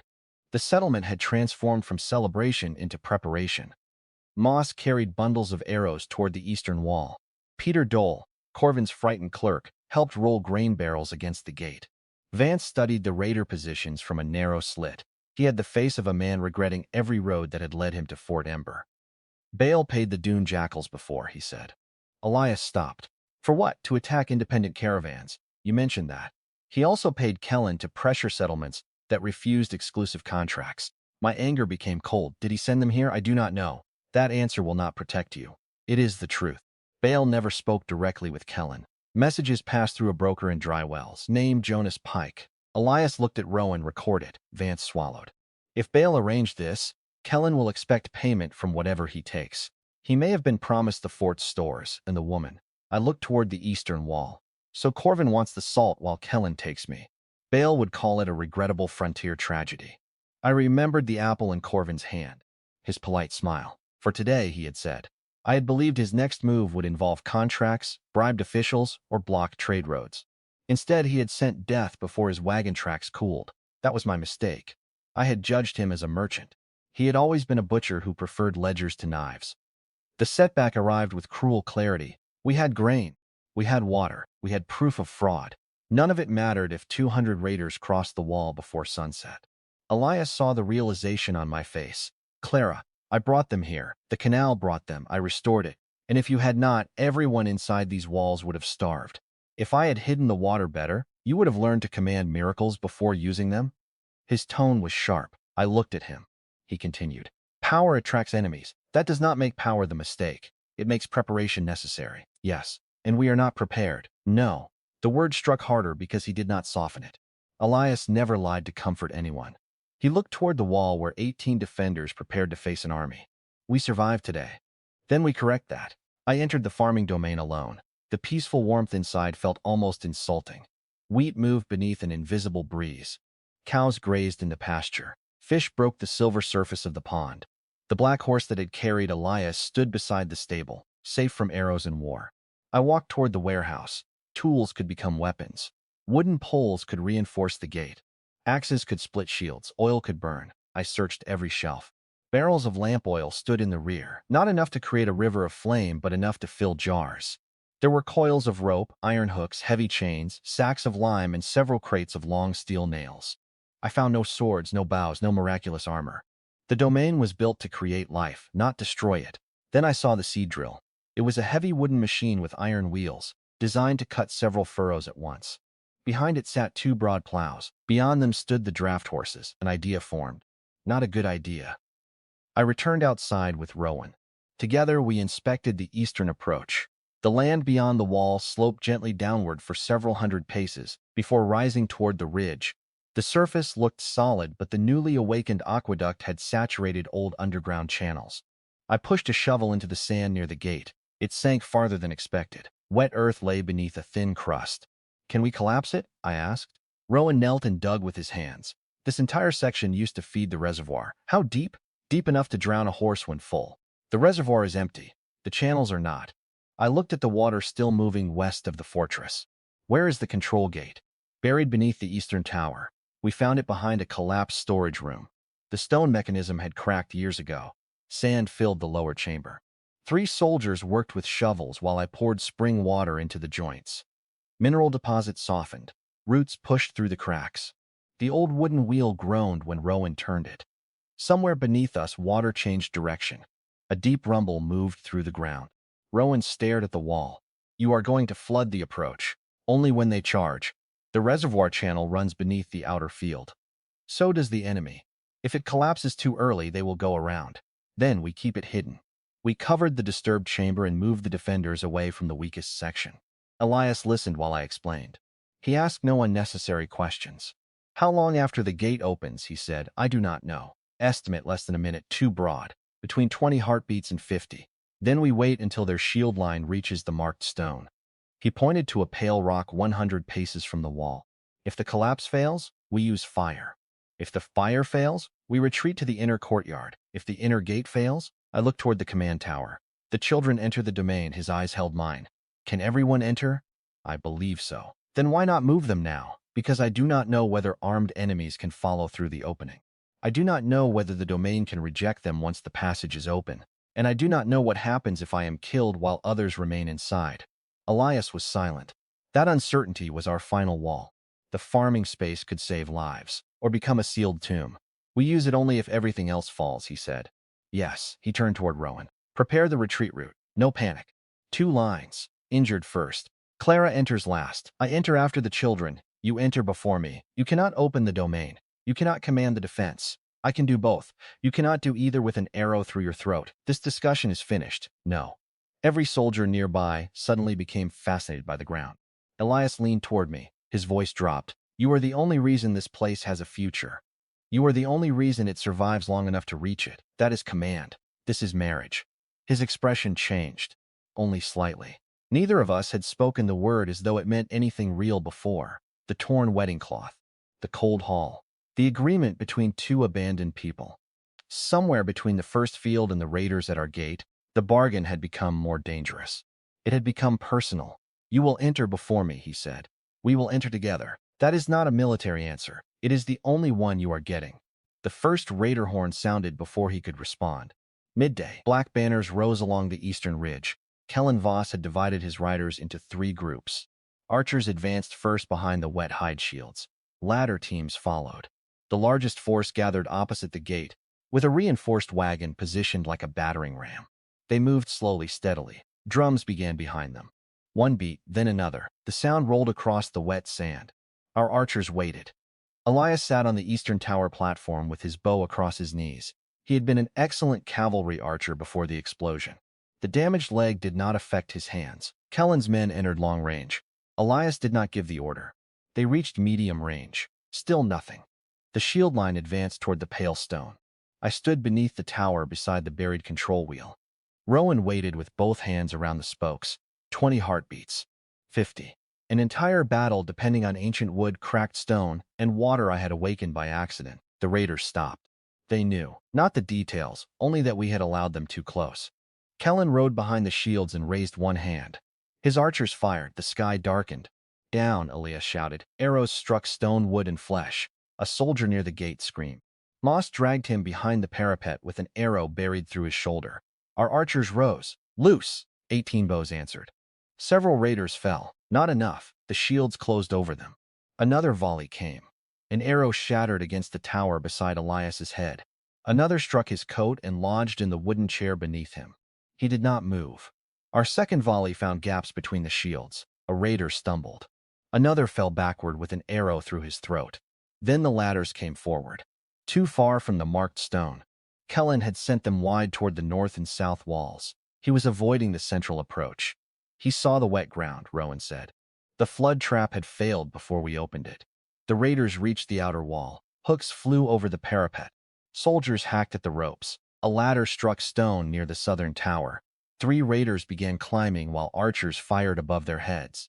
Moss pushed the ladder away. A spear caught him across the chest. He fell behind the wall. The defenders shouted. The gate ram advanced, not along the central road. Kellen's men dragged it across a strip of higher ground near the northern edge. They had scouts who remembered the old reservoir. Elias loosed arrow after arrow. Each shot found a face, a hand, or an exposed leg. But 200 men did not stop because 5 died. The first raider reached the northern parapet. Rowan met him with a sword. Steel struck steel. The man fell backward, but another climbed over the same body. Then another. The wall became a place of screams. I carried jars of burning oil toward the gate platform. Peter lit the cloth wicks. We threw them onto the shield line. Flames spread across wet hide, sputtered, and died. Kellen had soaked the shields in canal water. He had used our miracle against us. The ram struck the gate. The wood jumped. A second impact cracked the central beam. Children screamed beneath the tower. I heard them through stone. The third impact split the upper hinge. Elias looked down at me from the tower. Inner courtyard. Not yet. Clara. I opened the farming domain and seized the largest object I had tested. The seed drill vanished from the warehouse. It appeared above the gate platform.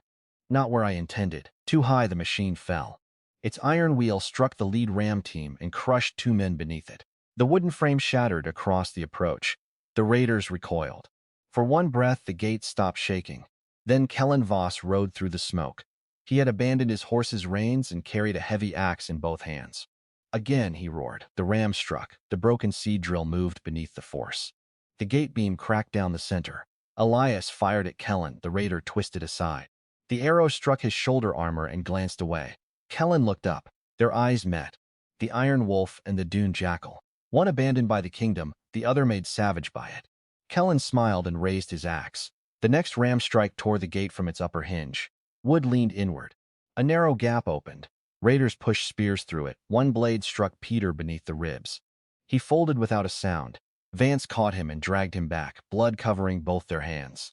I looked at the pale stone. Kellen had avoided the trap. His ladder teams had climbed the sides. The ram had taken the high path. The water beneath the central field remained useless. Unless the field moved, I ran to the control wheel. Rowan, he was fighting on the wall. Turn it, I screamed. He kicked a raider from the parapet, jumped down the stairs, and seized the wheel. Together we forced it. The mechanism groaned. Water thundered beneath us. Nothing changed outside. Kellen's men struck the gate again. The gap widened. More. The wheel stopped. Broken stone blocked it. Rowan strained until blood opened across his palms. It will not move. I placed both hands on the wood. The pendant burned. I could not repair stone. The domain could restore land.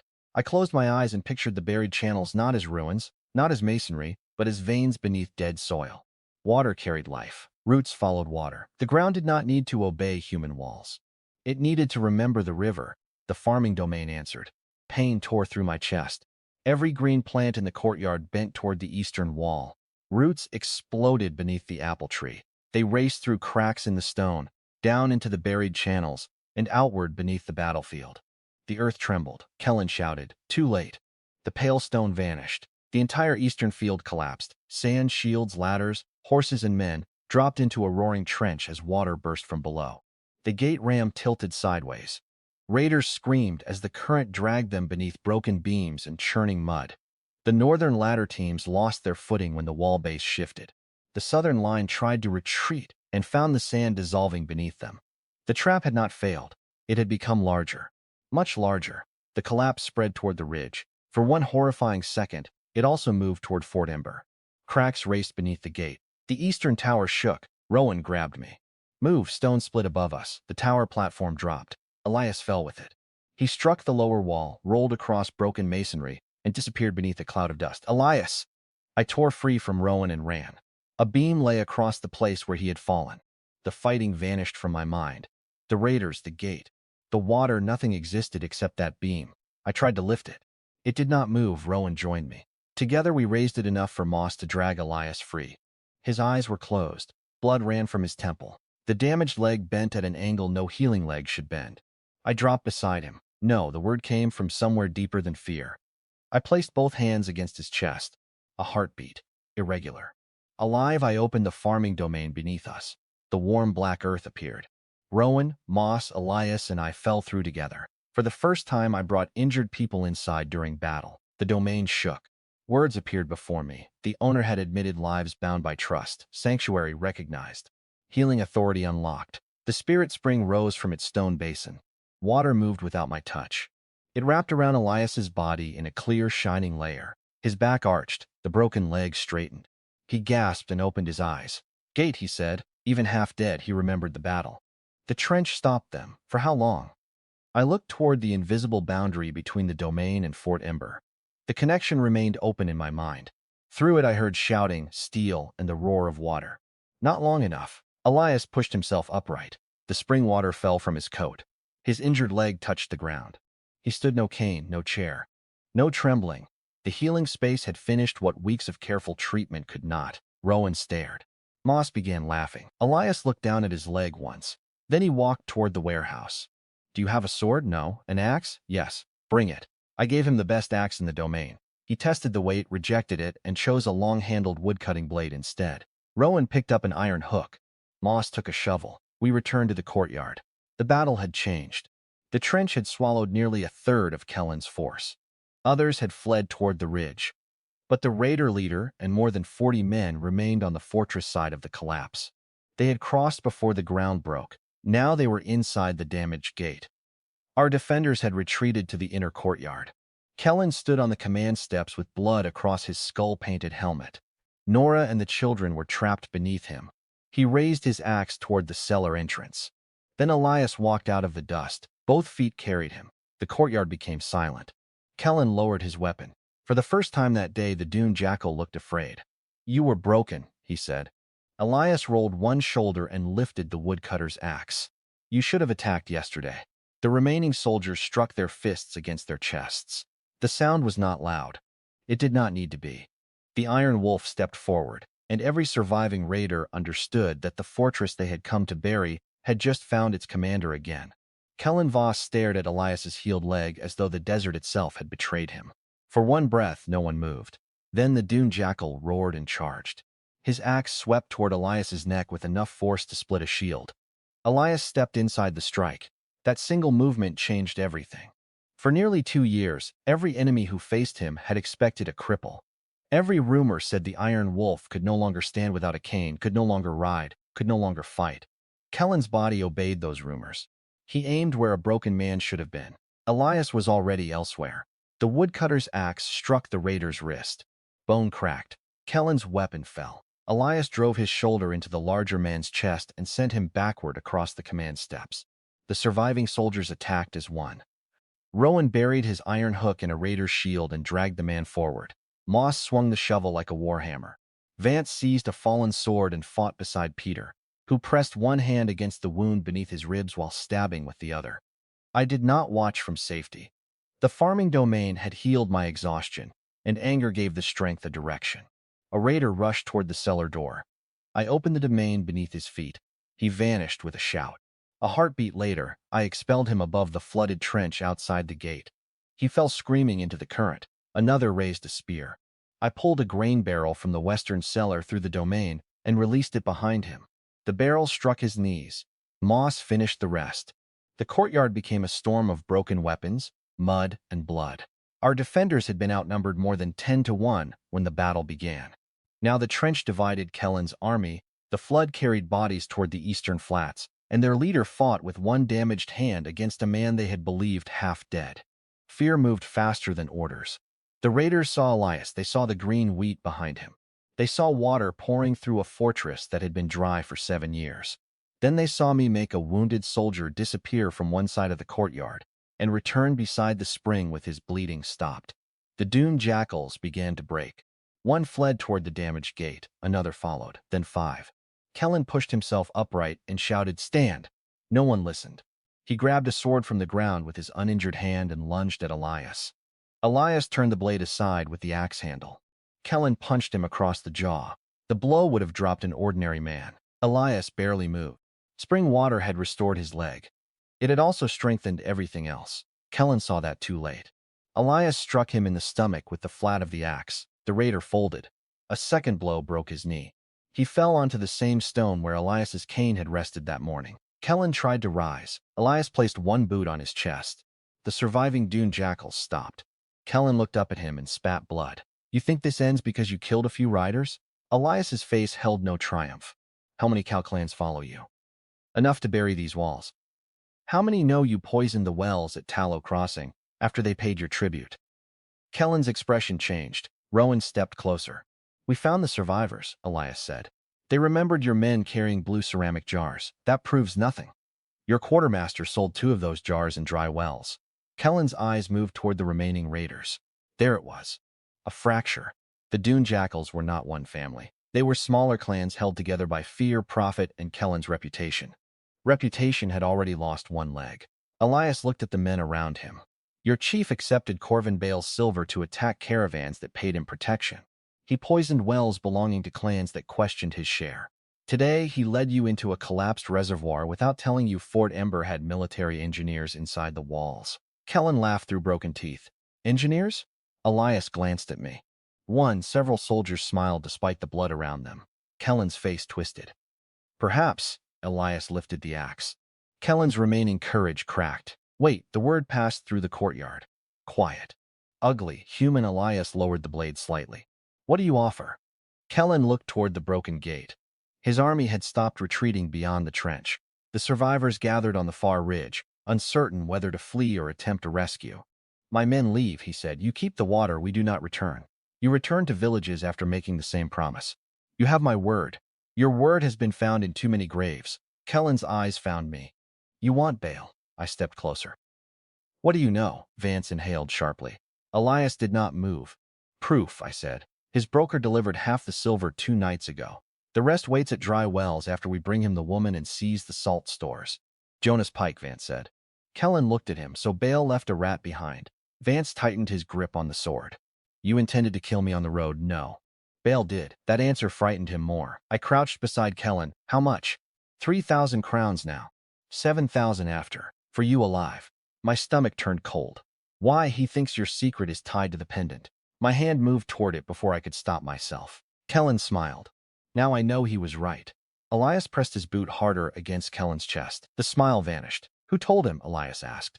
I do not know. The order came before he left Fort Ember. That meant Corvin suspected the pendant while sitting at our table. Perhaps he saw me touch it. Perhaps Vance had reported more than he admitted. Perhaps someone inside the Vale household had spoken of my mother's jade. My uncle. A new line connected inside my mind. Uncle Barrett had tried repeatedly to take the pendant after my mother died. He called it worthless, yet he searched my room whenever I hid it. Maybe he knew it was not ordinary. Maybe forcing me into this marriage had not been only an act of cruelty. I looked at Kellen. What happens at dry wells? Bale's broker pays the rest. When? Tomorrow night. Where? The old dye warehouse near the southern gate. Elias turned toward Rowan. How many riders can still fight? Rowan studied the battlefield. 7 of ours without serious wounds. Another 6 can ride if necessary. The raiders. Kellen's surviving men shifted uneasily. A broad man with a braided red beard stepped forward. More than 80 on the far side. Perhaps 50 still have horses. Doran Ash. Which clan? Stone Crows. How many of Kellen's men belong to your blood? 27. And the others? Glass Scorpions. Ash Hounds. Smaller families. Do not answer him. Doran looked down at his chief. Then he removed the black cloth tied around his arm. One by one, other raiders did the same. Kellen watched his army dissolve in silence. Doran dropped the cloth into the mud. The Stone Crows followed Strength, he said. Strength is standing above you. Kellen cursed him. Doran did not react. Elias studied the raider. You attacked my followed our chief. You killed my soldiers. Your soldiers killed ours. And now? Doran glanced toward the canal. Now the desert has water. There was no apology in him. Only truth. Men like Doran did not become raiders because they loved theft. Some did. Others were born in places where crops failed, taxes rose, and the nearest lord arrived only to collect sons for war. Fort Ember could kill them, or use them. I stood beside Elias. His eyes moved to mine. They crossed our wall. They also know every road Corvin controls. You would trust them? No. Doran heard me. A rough smile touched his beard. Good, I continued. Those who surrender weapons work under guard. They repair the canal, bury the dead, and rebuild what they damaged. Food in exchange for labor. Anyone who steals, attacks a civilian, or poisons water dies. Moss wiped blood from his shovel. That is generous. It is profitable. Elias looked toward the shattered gate. The fortress needed workers. The fields needed hands. The road to dry wells needed guides. He understood. The choice is theirs, he said. Service or exile? Doran looked beyond the trench toward the remaining riders. Exile without water? With 1 skin each, I said. That is death. No. Death is nothing. You will know exactly how much water remains every time you swallow. His smile disappeared. I had learned cruelty from hunger. I preferred not to use it. That did not mean I had forgotten. Doran struck his fist against his chest. The Stone Crows serve until the debt is paid. How long? Elias asked. Doran looked at the broken wall, the flooded field, and the bodies below. A year. 2. 1 year and no chains. 18 months. Families may settle if they obey fortress law. Doran considered. Food earned, water free. That surprised him. Water was the first weapon of every desert lord. Elias looked at me, I answered before he asked. No one pays for drinking water inside our territory. Doran's expression changed. Not much enough. 18 months, he said. The other clans followed before sunset, not all. 23 riders chose exile. We gave each one a filled skin and opened the western passage across the canal. They rode away without banners. Kellen watched them go. He had built power by convincing desperate men that fear was the only law. Then a crippled soldier stood up. A farming woman offered free water. His kingdom ended in an afternoon. We locked him in the lower guardroom beneath 2 armed sentries. Elias wanted him alive until we confirmed the meeting at Dry Wells. I wanted the same. Corvin Bale had sent an army to steal me. Tomorrow night I intended to return the favor. The cost of victory revealed itself after the shouting stopped. Peter had lost too much blood. 2 soldiers were dead. Moss's shoulder wound had torn deeper than we first believed. 3 defenders had broken bones. Rowan carried a cut from his ear to his collar. The raiders had lost far more. The flooded trench held bodies, broken ladders, drowned horses, and shattered shields. The canal water ran red before the current cleared it. I brought the wounded into the farming domain. The sanctuary accepted them. Spring water closed Peter's wound, though weakness remained in his face. Moss sat in the shallows while the damaged muscle drew together beneath the skin. Rowan refused treatment until every other defender had entered. Doran watched from the edge of the black soil. He had surrendered his sword and allowed Moss to bind his hands before entering. Several stone crows waited behind him. When the spring healed a raider child's father, Doran dropped to one knee. Not to me, to the water. What god owns this place, he asked. None that I know. What does it demand? Work. That is all, in obedience to the laws. Men always add blood later, then watch what we build. I gave the surrendered raiders their first meal after sunset. Thick beef stew. Fresh bread. Beans cooked with onions and salt. They sat in rows beneath the damaged wall while our soldiers watched with bows ready. No one spoke during the first few minutes. Spoons moved too quickly. Doran forced his clan to slow down, repeating Nora's warning to the smallest boy from our first night. Eat slowly or make yourself sick. The same words, a different army. I stood beside Elias on the command steps. His coat was torn. Dust darkened his face. He had washed the blood from his hands but not from his boots. You changed the law, he said. What law? Water. Did we have one? Every frontier settlement sells it. We will not. Why? I looked at the men eating below us. Because people will pay any price when their children are thirsty. A lord who profits from that becomes rich quickly and hated forever. And a lord who gives water away controls everything else. His gaze shifted toward me. I smiled. Markets, mills, housing, tools, seed, transport. Let people drink, then give them a reason to stay. You have thought about this. I died thinking about it. He looked at me for a long moment. The distance between us had changed again. The marriage began as a contract. Then it became an alliance. Now he had nearly died because I restored the canal, and I had torn open the laws of the farming domain to save him. He stepped closer. You called my name. When the tower fell, yes. I assumed husbands prefer that to general. That is not what I meant. I knew. My face grew warm despite the desert night. He raised one hand. For a man who had charged an army hours earlier, the movement was strangely cautious. His fingers touched the side of my face. Clara, no title, no command. Just my name. Then the eastern watchhorn sounded. We both turned. A rider approached through the darkness carrying a white lantern. One of the exiled dune jackals. The gate remained closed while Rowan questioned him from the wall. The rider raised both hands. What news? Rowan called.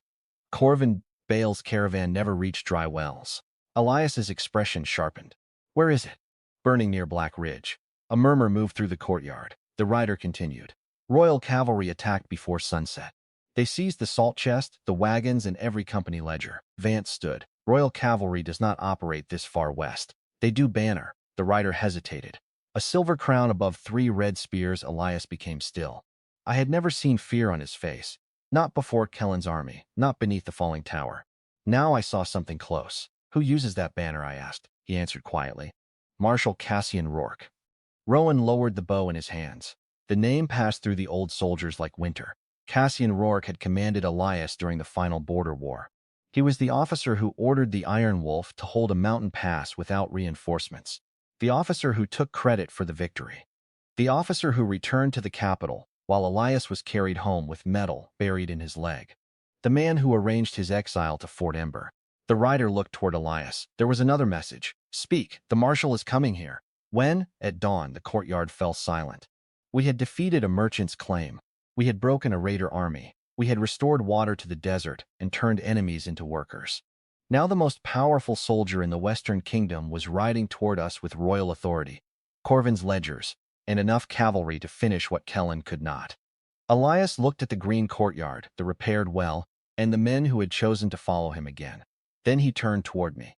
Cassian will not come for water. What does he want? My death. The black banners had fallen before sunset. By dawn, the king's banner would stand outside our gate. Elias did not sleep. Neither did I.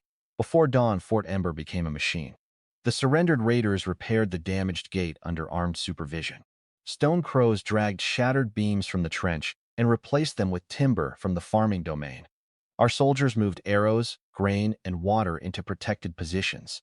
Nora organized the older children into messengers and refused to leave the courtyard until Rowan personally ordered her below. No one spoke of surrender. That frightened me almost as much as Cassian Rourke's arrival. Men who had survived abandonment sometimes mistook defiance for freedom. They would die rather than kneel again. Even when dying achieved nothing. I found Elias in the command room studying a map by lamplight. He had washed and changed into his old black uniform. The coat had been carefully repaired years ago, though one sleeve still carried a faint burn mark from the battle that destroyed his leg. His cavalry sword lay across the table. I had never seen it before. The blade was narrow, slightly curved, and darkened near the guard where blood had stained the steel too deeply to polish away. You said Cassian wants you dead, I said. He has wanted that for 3 years. Why? Because I know how he won the Battle of Red Hollow. I waited. Elias looked toward the shuttered window. He did not win it. The border war had reached its final year when Cassian ordered Elias to hold the mountain pass with fewer than 200 soldiers. The official report claimed Cassian's brilliant strategy trapped the enemy between two royal armies. There had been no second army. Cassian withdrew his forces during the night, leaving Elias's unit to be destroyed while he secured a bridge farther south. Elias discovered the retreat too late. He held the pass anyway, not because of orders, because 6,000 civilians were still evacuating through the valley behind him. For 2 days, the Iron Wolf and his soldiers stopped an enemy force 10 times their size. They collapsed the cliff road, burned their own supply wagons, and fought among the rocks until reinforcements arrived from another province. Cassian returned after the battle. He claimed the victory. Then he altered the casualty reports and accused the dead officers of disobedience. You challenged him, I said. I gathered testimony. What happened to it? The witnesses disappeared. Rowan's missing eye, Moss's ruined shoulder, the half-empty fortress. Understanding settled inside me. Fort Ember was not a reward, no. It was a prison, yes. And the men here are the witnesses he could not kill publicly. Elias touched the sword's guard. Some of them. Why? Because I had no army, no allies, and no reason for anyone to care if a disgraced soldier died in the desert. I looked toward the courtyard where water flowed beside green wheat. Now you have all three. Now I have something he wants. The farm doing control. Cassian did not need to understand the pendant. He needed only to see a restored fortress, a healed commander, and former raiders serving beneath military law. Fort Ember had become proof that Elias still inspired loyalty. That was more dangerous to Cassian than any magical field. A horn sounded from the southern tower, one long note. Royal Riders. We climbed the wall together. Cassian Rourke approached beneath the first gray light of morning. He brought nearly 300 cavalry. Their armor was polished. Their spears carried red pennants. At the center rode standard-bearers holding the silver crown above 3 red spears. Behind them came Corvin's captured wagons. The salt chest remained beneath a royal seal. So did every ledger. Cassian had taken the merchant's evidence, property, and routes in a single night. He was not coming blindly. He was coming prepared to define the truth before anyone else spoke. The cavalry formed 3 lines beyond the canal. A tall man rode forward on a white horse. Cassian wore silver armor beneath a crimson cloak. His hair had gone almost entirely white, though his face remained hard and youthful. No scars marked it. Men who sent others into death often aged beautifully. He stopped beneath the wall and looked up at Elias. For a moment, neither spoke. Then Cassian smiled. General Thorne, Marshal Rourke, I heard you had recovered. You sound disappointed. I am amazed. His eyes moved toward me, and this must be Lady Thorne. Clara Thorne, Barrett Vale's niece. Not anymore. His smile remained. He had Corvin's polished manner without Corvin's hunger. Cassian did not look at the grain or water as goods. He looked at them as territory. "I come under royal authority," he said. "Open the gate." "State your purpose," Elias replied. "To inspect an illegal military occupation, investigate the deaths of registered frontier citizens, seize contraband goods, and arrest those responsible for attacking a licensed merchant caravan." The list had been prepared before he arrived. Every phrase turned our defense into a crime. I stepped closer to the parapet. "Corvin Bale hired the dune jackals to attack us."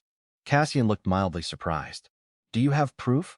Kellen Voss confessed. "A raider's claim. His broker can confirm it. Jonas Pike died last night." Vance stiffened behind us. Cassian continued. "Bandits burned his warehouse while fleeing dry wells." He had removed the witness. "What about Corvin?" I asked. "Master Bale died resisting arrest." Another witness gone. The wagons behind Cassian carried ledgers that now said whatever he wanted them to say. Elias rested both hands on the fishent. Cassian's smile faded slightly. "Open the gate." "No." The royal cavalry shifted. Spears lowered by a few inches. Cassian looked beyond us toward the repaired courtyard. "I count former dune jackals inside your walls. They surrendered. You enlisted raiders without royal permission. They entered labor service under frontier law. You are no longer an active commander. I am the lawful holder of Fort Ember. Your commission was revoked. My land grant was not." Cassian reached into his saddlebag. He removed a rolled parchment. "It is now." He opened it. Even from the wall I saw the royal seal. "By order of the Crown, Fort Ember and all surrounding water rights are transferred to the Western Military Authority until the frontier emergency ends." Elias became very still. The document was real. Or real enough. Cassian had moved faster than we could build political protection. The Crown knew nothing about us except what its marshal reported. A restored canal and armed raiders would sound like rebellion when described by the right mouth. Cassian raised his voice. "All soldiers inside Fort Ember will receive full pardon, and 3 months' pay if they surrender General Thorne and Lady Thorne. Former raiders will receive safe passage. Anyone remaining after the gate is breached will be executed for treason." Silence answered him.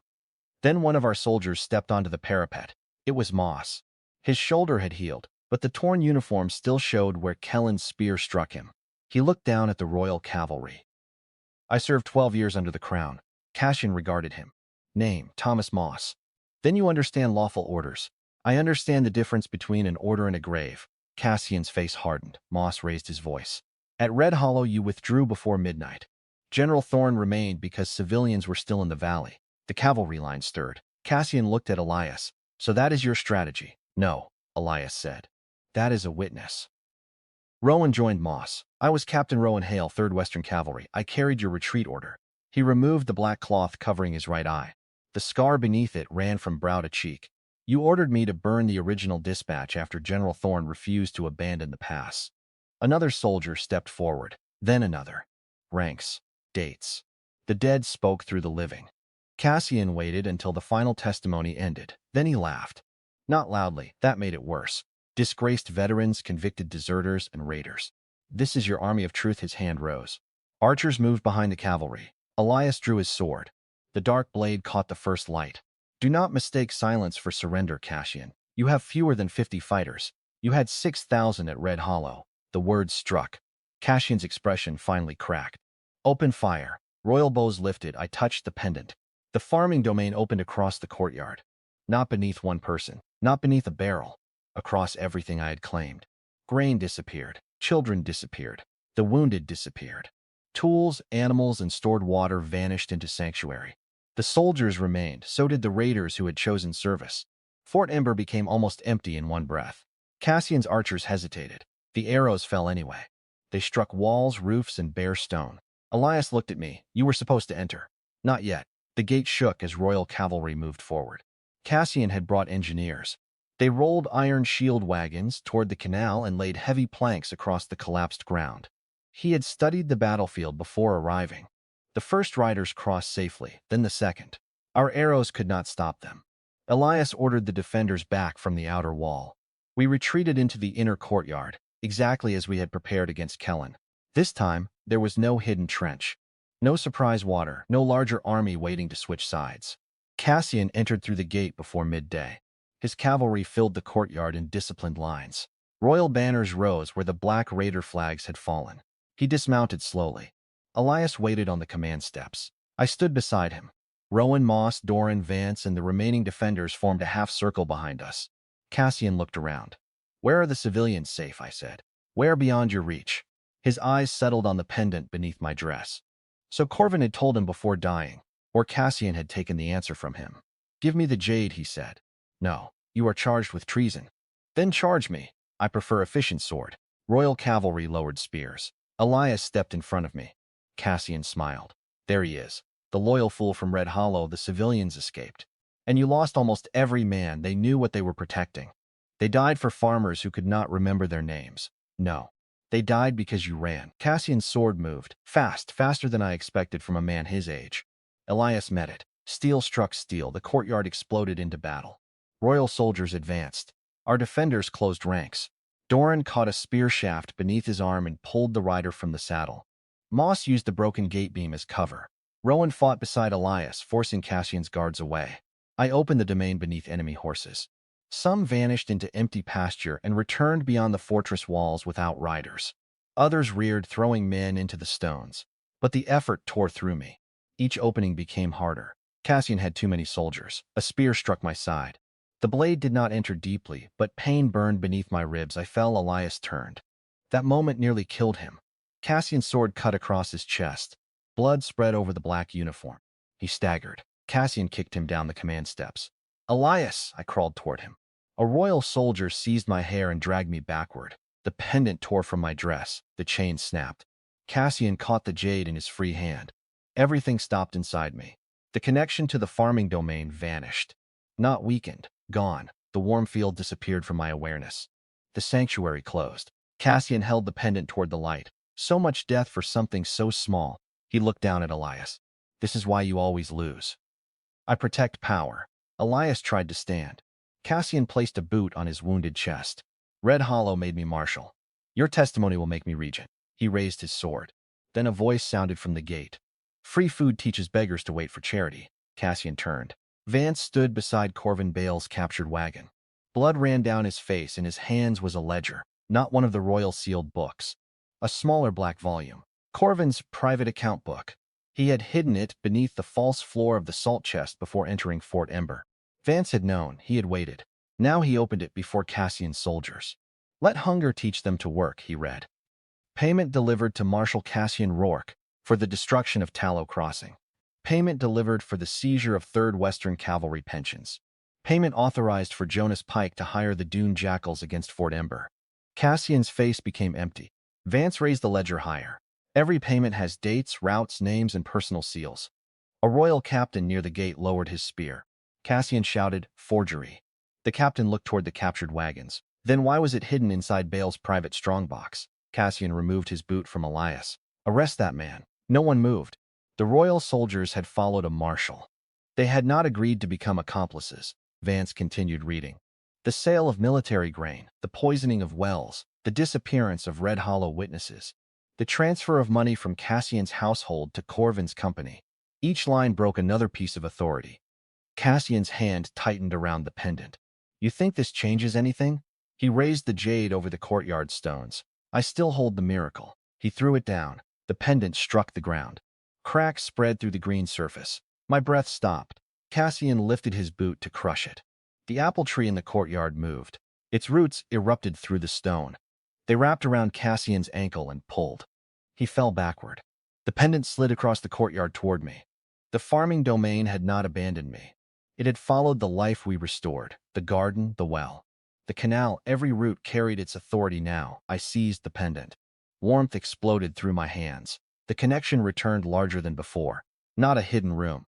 A territory. Fort Ember itself had become part of the domain. Words appeared before my eyes. The owner had restored barren land, protected sanctuary, and established lawful dominion. External territory recognized. Paradise authority awakened. Every plant inside the walls surged. Wheat rose to the height of men. Bean vines wrapped spear shafts. Roots split stone beneath hostile boots. The well overflowed, sending clear water across the courtyard. Royal horses calmed. Weapons lowered. Cassian tried to cut himself free. Elias stood. Blood covered his chest. He walked down the steps and took the marshal's fallen sword. Cassian stared up at him. "You cannot kill me. The crown will name you traitor." The royal captain stepped forward. No. Cassian looked at him. The captain removed his red pennant. Marshal Cassian Rourke, under militarism law, murder, theft of provisions, conspiracy with raiders, and falsification of battle records. One by one, the cavalry lowered their banners. Cassian's face lost all color. He looked toward Elias. You planned this. Elias wiped blood from his mouth. No, he glanced at me. She did. That was not entirely true. The plan belonged to all of us. Vance's hidden ledger. Rowan's testimony. Moss's courage. Dorn's decision to serve. The children carrying messages. The soldiers who refused Cassian's pardon. An empire did not begin when one ruler gained power. It began when enough abandoned people realized they no longer needed permission to stand together. Cassian was chained inside the same lower guardroom that had held Kellen. By sunset, both men had signed confessions. Kellen described the attack. Cash named the officers he bribed, the witnesses he killed, and the officials who approved Elias's exile. He resisted until Elias placed Corvin's private ledger before him. Then he understood that silence could no longer save him. The royal captain sent riders to the capital with copies of every page. He left the original at Fort Ember. Wise man. Evidence had a habit of disappearing near powerful roads. 3 weeks later, royal commissioners arrived. They came expecting a ruined military outpost. They found green fields outside the walls. They found repaired canals, white salt workshops, grain mills, and stone houses rising beside the southern road. They found former raiders working under written contracts. They found free drinking wells guarded by law. They found a market where soldiers, merchants, refugees, and desert clans traded beneath the same rules. And they found Elias Thorne walking without a cane. The crown restored his rank. He refused it. They offered him command of the entire Western Army. He refused that too. What do you want? The commissioner asked. Elias looked at me, I answered. Recognition of Fort Ember as an independent frontier territory under the Thorne Charter. Control of our canals, farms, markets, and roads. No external claim on the farming domain or anything it produces. The commissioner nearly choked. That is more authority than most dukes possess. Then appoint fewer dukes, Elias said. The negotiations lasted 11 days. We received everything, not because the crown became generous. Because Corvin's accounts implicated too many nobles, Cassian's arrest had destabilized the Western Command, and Fort Ember now supplied food to 3 border provinces. Power had made our request reasonable. By winter, the desert around Fort Ember was green. Not completely. I did not want a miracle without structure. We restored land in expanding circles. Then shelter, then farms. Every family received water, seed, and tools. In return, they worked on roads, canals, walls, or workshops. We planted wheat, barley, corn, and beans. Then orchards, then vineyards along the stone slopes. The farming domain expanded with every acre restored. New pastures appeared. New seed stores opened. A second warehouse revealed glass-making tools, water pumps, medical equipment, and books filled with techniques I had never learned in either life. We built schools beside granaries, clinics beside wells, markets beside guard towers. No merchant controlled all trade. No lord owned drinking water. No warehouse locked food away during famine. Doran Ash became captain of the Eastern Scouts. Vance Morrell managed trade contracts and developed a permanent fear of hidden clauses. Rowan became commander of the Fortress Guard, though he still introduced himself as the man responsible for stopping Elias and me from doing anything stupid. He failed often. Moss supervised construction and used his shovel in every ceremonial portrait. Nora became my first apprentice. She could enter the farming domain alone before her 13th birthday. The spring recognized her because she had planted the first beans beside me and fed children before herself. Kellen Voss was sentenced to labor repairing the wells he once poisoned. Cassian Rourke faced trial in the capital. His titles were stripped. His victory statues were melted down and recast into memorial plaques bearing the names of the soldiers who died at Red Hollow. Corvin Bale's company collapsed within a month. His warehouses became public granaries. His private residence became a hospital for frontier children. Uncle Barrett and Melissa arrived the following spring. I knew they would. Fort Ember's markets had become richer than those of several provincial capitals. Our salt crossed the kingdom. Our grain prices remained stable through drought. Stories spread of orchards blooming beside dunes, and a hidden lady who made barren earth obey. They came in a polished carriage carrying forged family records. Melissa wore green silk and introduced herself at the gate as Elias's original promised bride. Uncle Barrett claimed my marriage was invalid because I had signed without a proper dowry. The guards brought them to the public court, not to our home. Hundreds of merchants, workers, soldiers, and settlers filled the hall. Melissa saw me seated beside Elias beneath the silver wolf banner. She stopped walking. I wore no crown. I did not need one. She looked at Elias next. He stood to greet the court, both legs strong. Military coat fitted across his shoulders. The cold soldier she had called broken now commanded a territory larger than her family's province. Her face did the calculation. I watched every number destroy her. Uncle Barrett recovered first. "Clara," he said warmly, as though he had never tied my wrists, "my child." The hall became very quiet. I remembered his final words at the wedding. "Survive the month first," I leaned back. "You should be grateful," he continued. "We arranged this marriage. Everything you possess began with the opportunity our family gave you." Elias's hand moved toward mine beneath the table. Not because I needed protection. Because he remembered too.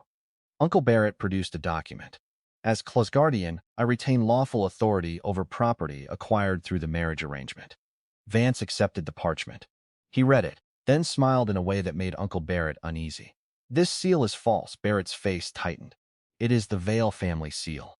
The Vale family seal was legally dissolved when its outstanding debts were purchased 6 days ago. Purchased by whom? Vance looked toward me. I placed a black ledger on the table. Fort Ember. Melissa swayed.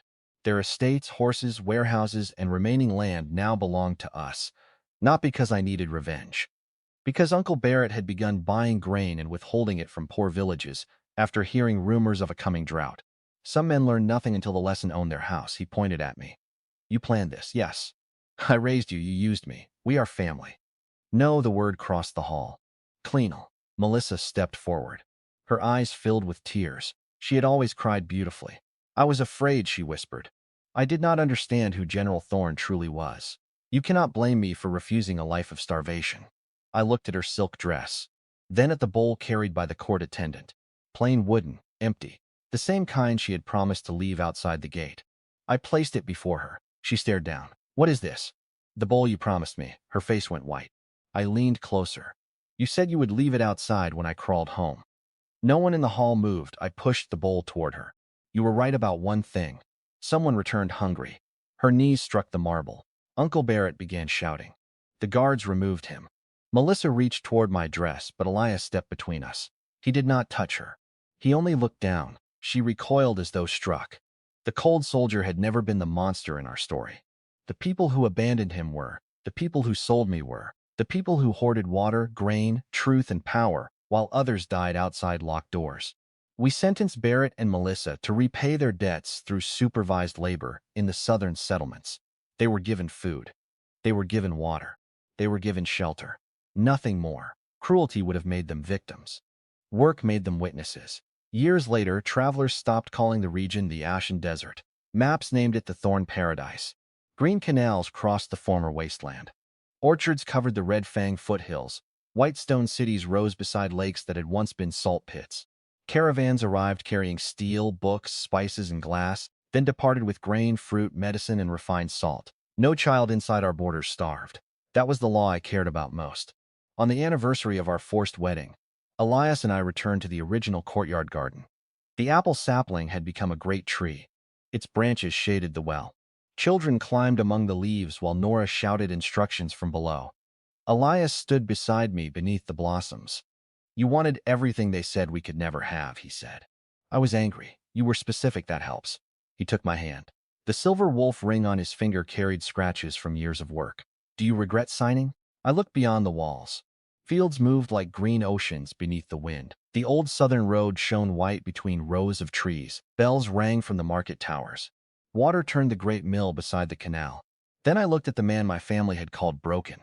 "No." His thumb moved across my knuckles. "Neither do I." The farming domain stirred inside the jade pendant. It had expanded so far that I no longer knew where it ended. Perhaps it never would. Perhaps every restored field opened another. Perhaps paradise was not a place hidden inside jade. Perhaps it was simply what happened when people who had known hunger gained enough power to make sure no one else suffered it. I had once died outside a locked warehouse. Now every granary in our empire opened during famine.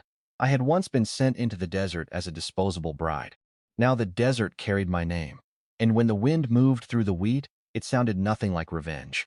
It sounded like a promise kept.